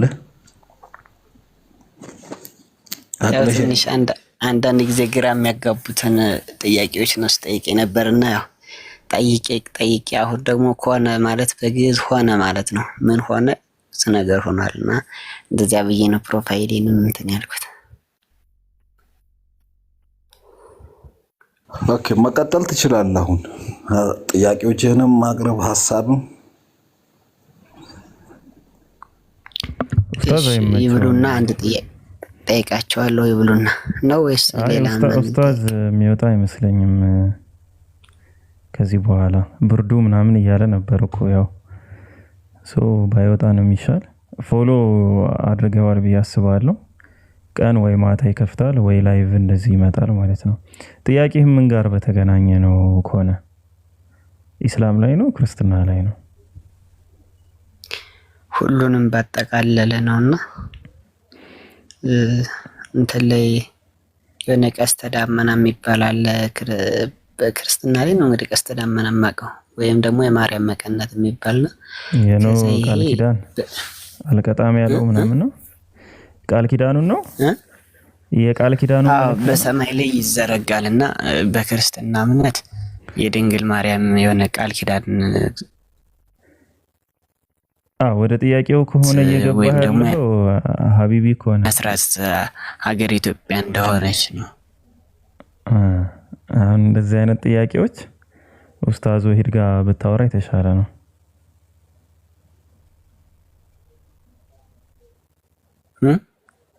ኡስታዝ ወሂድ ሲመቸው ማውራት ሲችል ማለት ነው በቮይስ። አሁን ስለማይወጣ ያው አወራም ከቤት ውጭ ሲሆን ነው ብዙ ጊዜ የሚያወራው። ስለዚህ ደክሞታልም። መቀነቷን ነው እስልምና ላይ ያለው ነገር እንዴት ነው የሚለውን ነው ኡስታዝ። ይዘገይ በኋላ ከሆነ የኔ ድምጽ ይዘገያል መሰለኝ አንተ ጋር። በቃ እንግዲያስ በቀን ምናምን የሆነ ሰዓት እናወራለን። ይሰማል አይሰማም?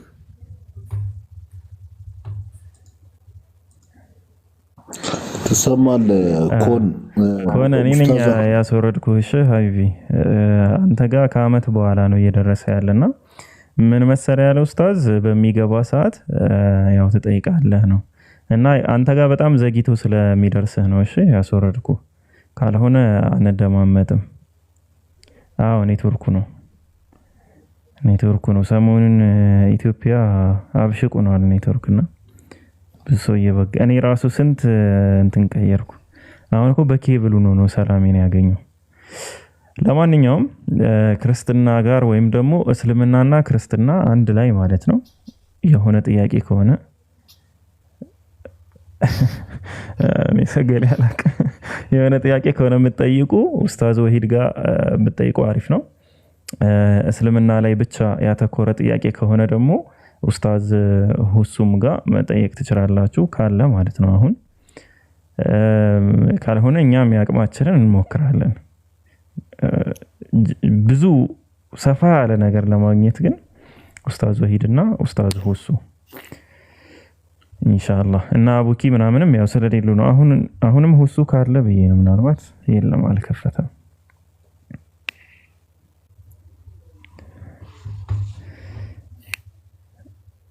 እሺ ዛኪርም ያው እንግዲህ አይ ቲንክ ሰምታል ብዬ አስባለሁ። ስለዚህ እኛም ወደ ክርስቲያኖች ካላችሁ ግቡ እስኪ ክርስቲያኖች ካላችሁ እስልምና ላይ ጥያቄ ያላችሁ ክርስቲያኖች ካላችሁ ግቡ። ክርስቲያኖች ብቻ ማለት ነው ካላችሁ ግቡ። ካልሆነ እዚህ እንሰነባበታለን ማለት ነው። እኔ እስከ ሱቢ አንዳንድ ስራ ልስራና ያው እንግዲህ ከሱቢ እስከ ዙሁር ሆኗል የኔ ሌሊት ወደዛኛው አዞረዋለሁ። ክርስቲያኖች ካላችሁ ግን ጥያቄ ያላችሁ መግባት ትችላላችሁ። ጀነራል የምታወራው ነገር ካለ ማውራት ትችላለህ።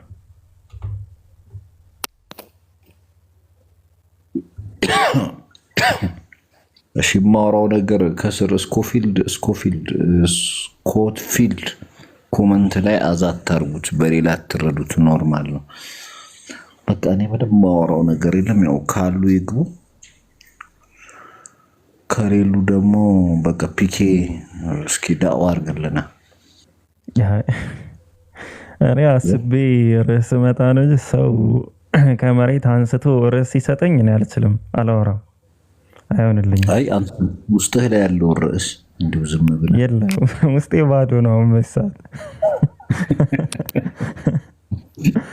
ውስጤ ባዶ ነው ገና። እሺ እኔም ባይዘው እራት አልበላውም፣ ገዝቼ ምናምን እርጥብ እንዳስቀመጥኩ ነው ላደራርቃት። እሺ ሰዎች የሆነ በቃ እስከ ሱቢ የሆነ ፋይል እሰራለሁ ኢንሻአላህ። ሰው ከሌለ ክርስቲያኖችም ከሌሉ ሙስሊሞችም አሁን እንኳን ብትተኙ እንደኔ ለአላርም ትቸገሩ ይሆናል። እሺ እኔም ልብላ በቃ እኔ ምግብ ሲጠራ ነው ሁሌ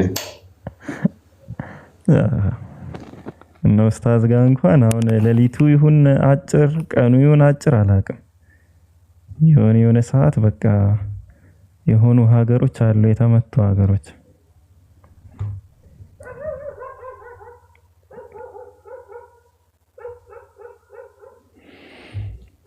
እሺ 358 ሰው ላይ አሁን እንዴት ነው የምዘጋው?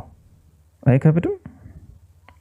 ሰዎች የት ትሄዳላችሁ? እስኪ ንገሩኝ፣ የት ትሄዳላችሁ? አሁን ስዘጋ የት ነው የምትሄዱት?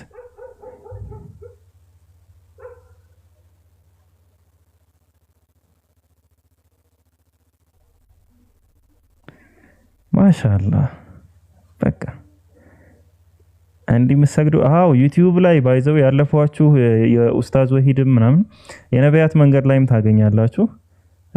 ያለፏችሁ ብዙ ዳዕዋዎች እኔ አሁን በነገራችን ላይ ዩቲዩብ ላይ ነው አሁን እዚህ ስገባ ምናምን ጎረቤት ቤት ከተከፈተ እና ቡኪና አብዱልከሪም ምናምን ከፍተው ከሆነ ስወጣ ነገር ዩቲዩብ ላይ ነው ማገኘው። ዩቲዩብ ላይ ሰማዋለሁና ዩቲዩብ ላይ ብዙ ነገሮችን ታገኛላችሁ። ብዙ ወንድሞች አሉ የሚለቁ ምናምን ሰርች አድርጋችሁ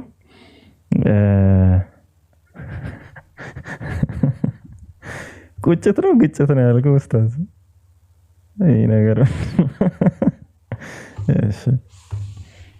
እና ሂዳችሁ ማዳመጥ ትችላላችሁ። ቁርአንም መቅራት እስከ ሱብሂ ድረስ ብቻ። አሁን ስንት ሰዓት አላችሁ ማለት ነው? ቁጭት እኮ ለዲኗ ግጭት አላት ስትል እኮ እኔ ምንድነው ፍዬ ነው።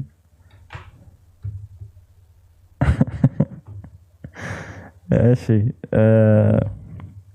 ሀባይብ በቃ እንሰነባበት።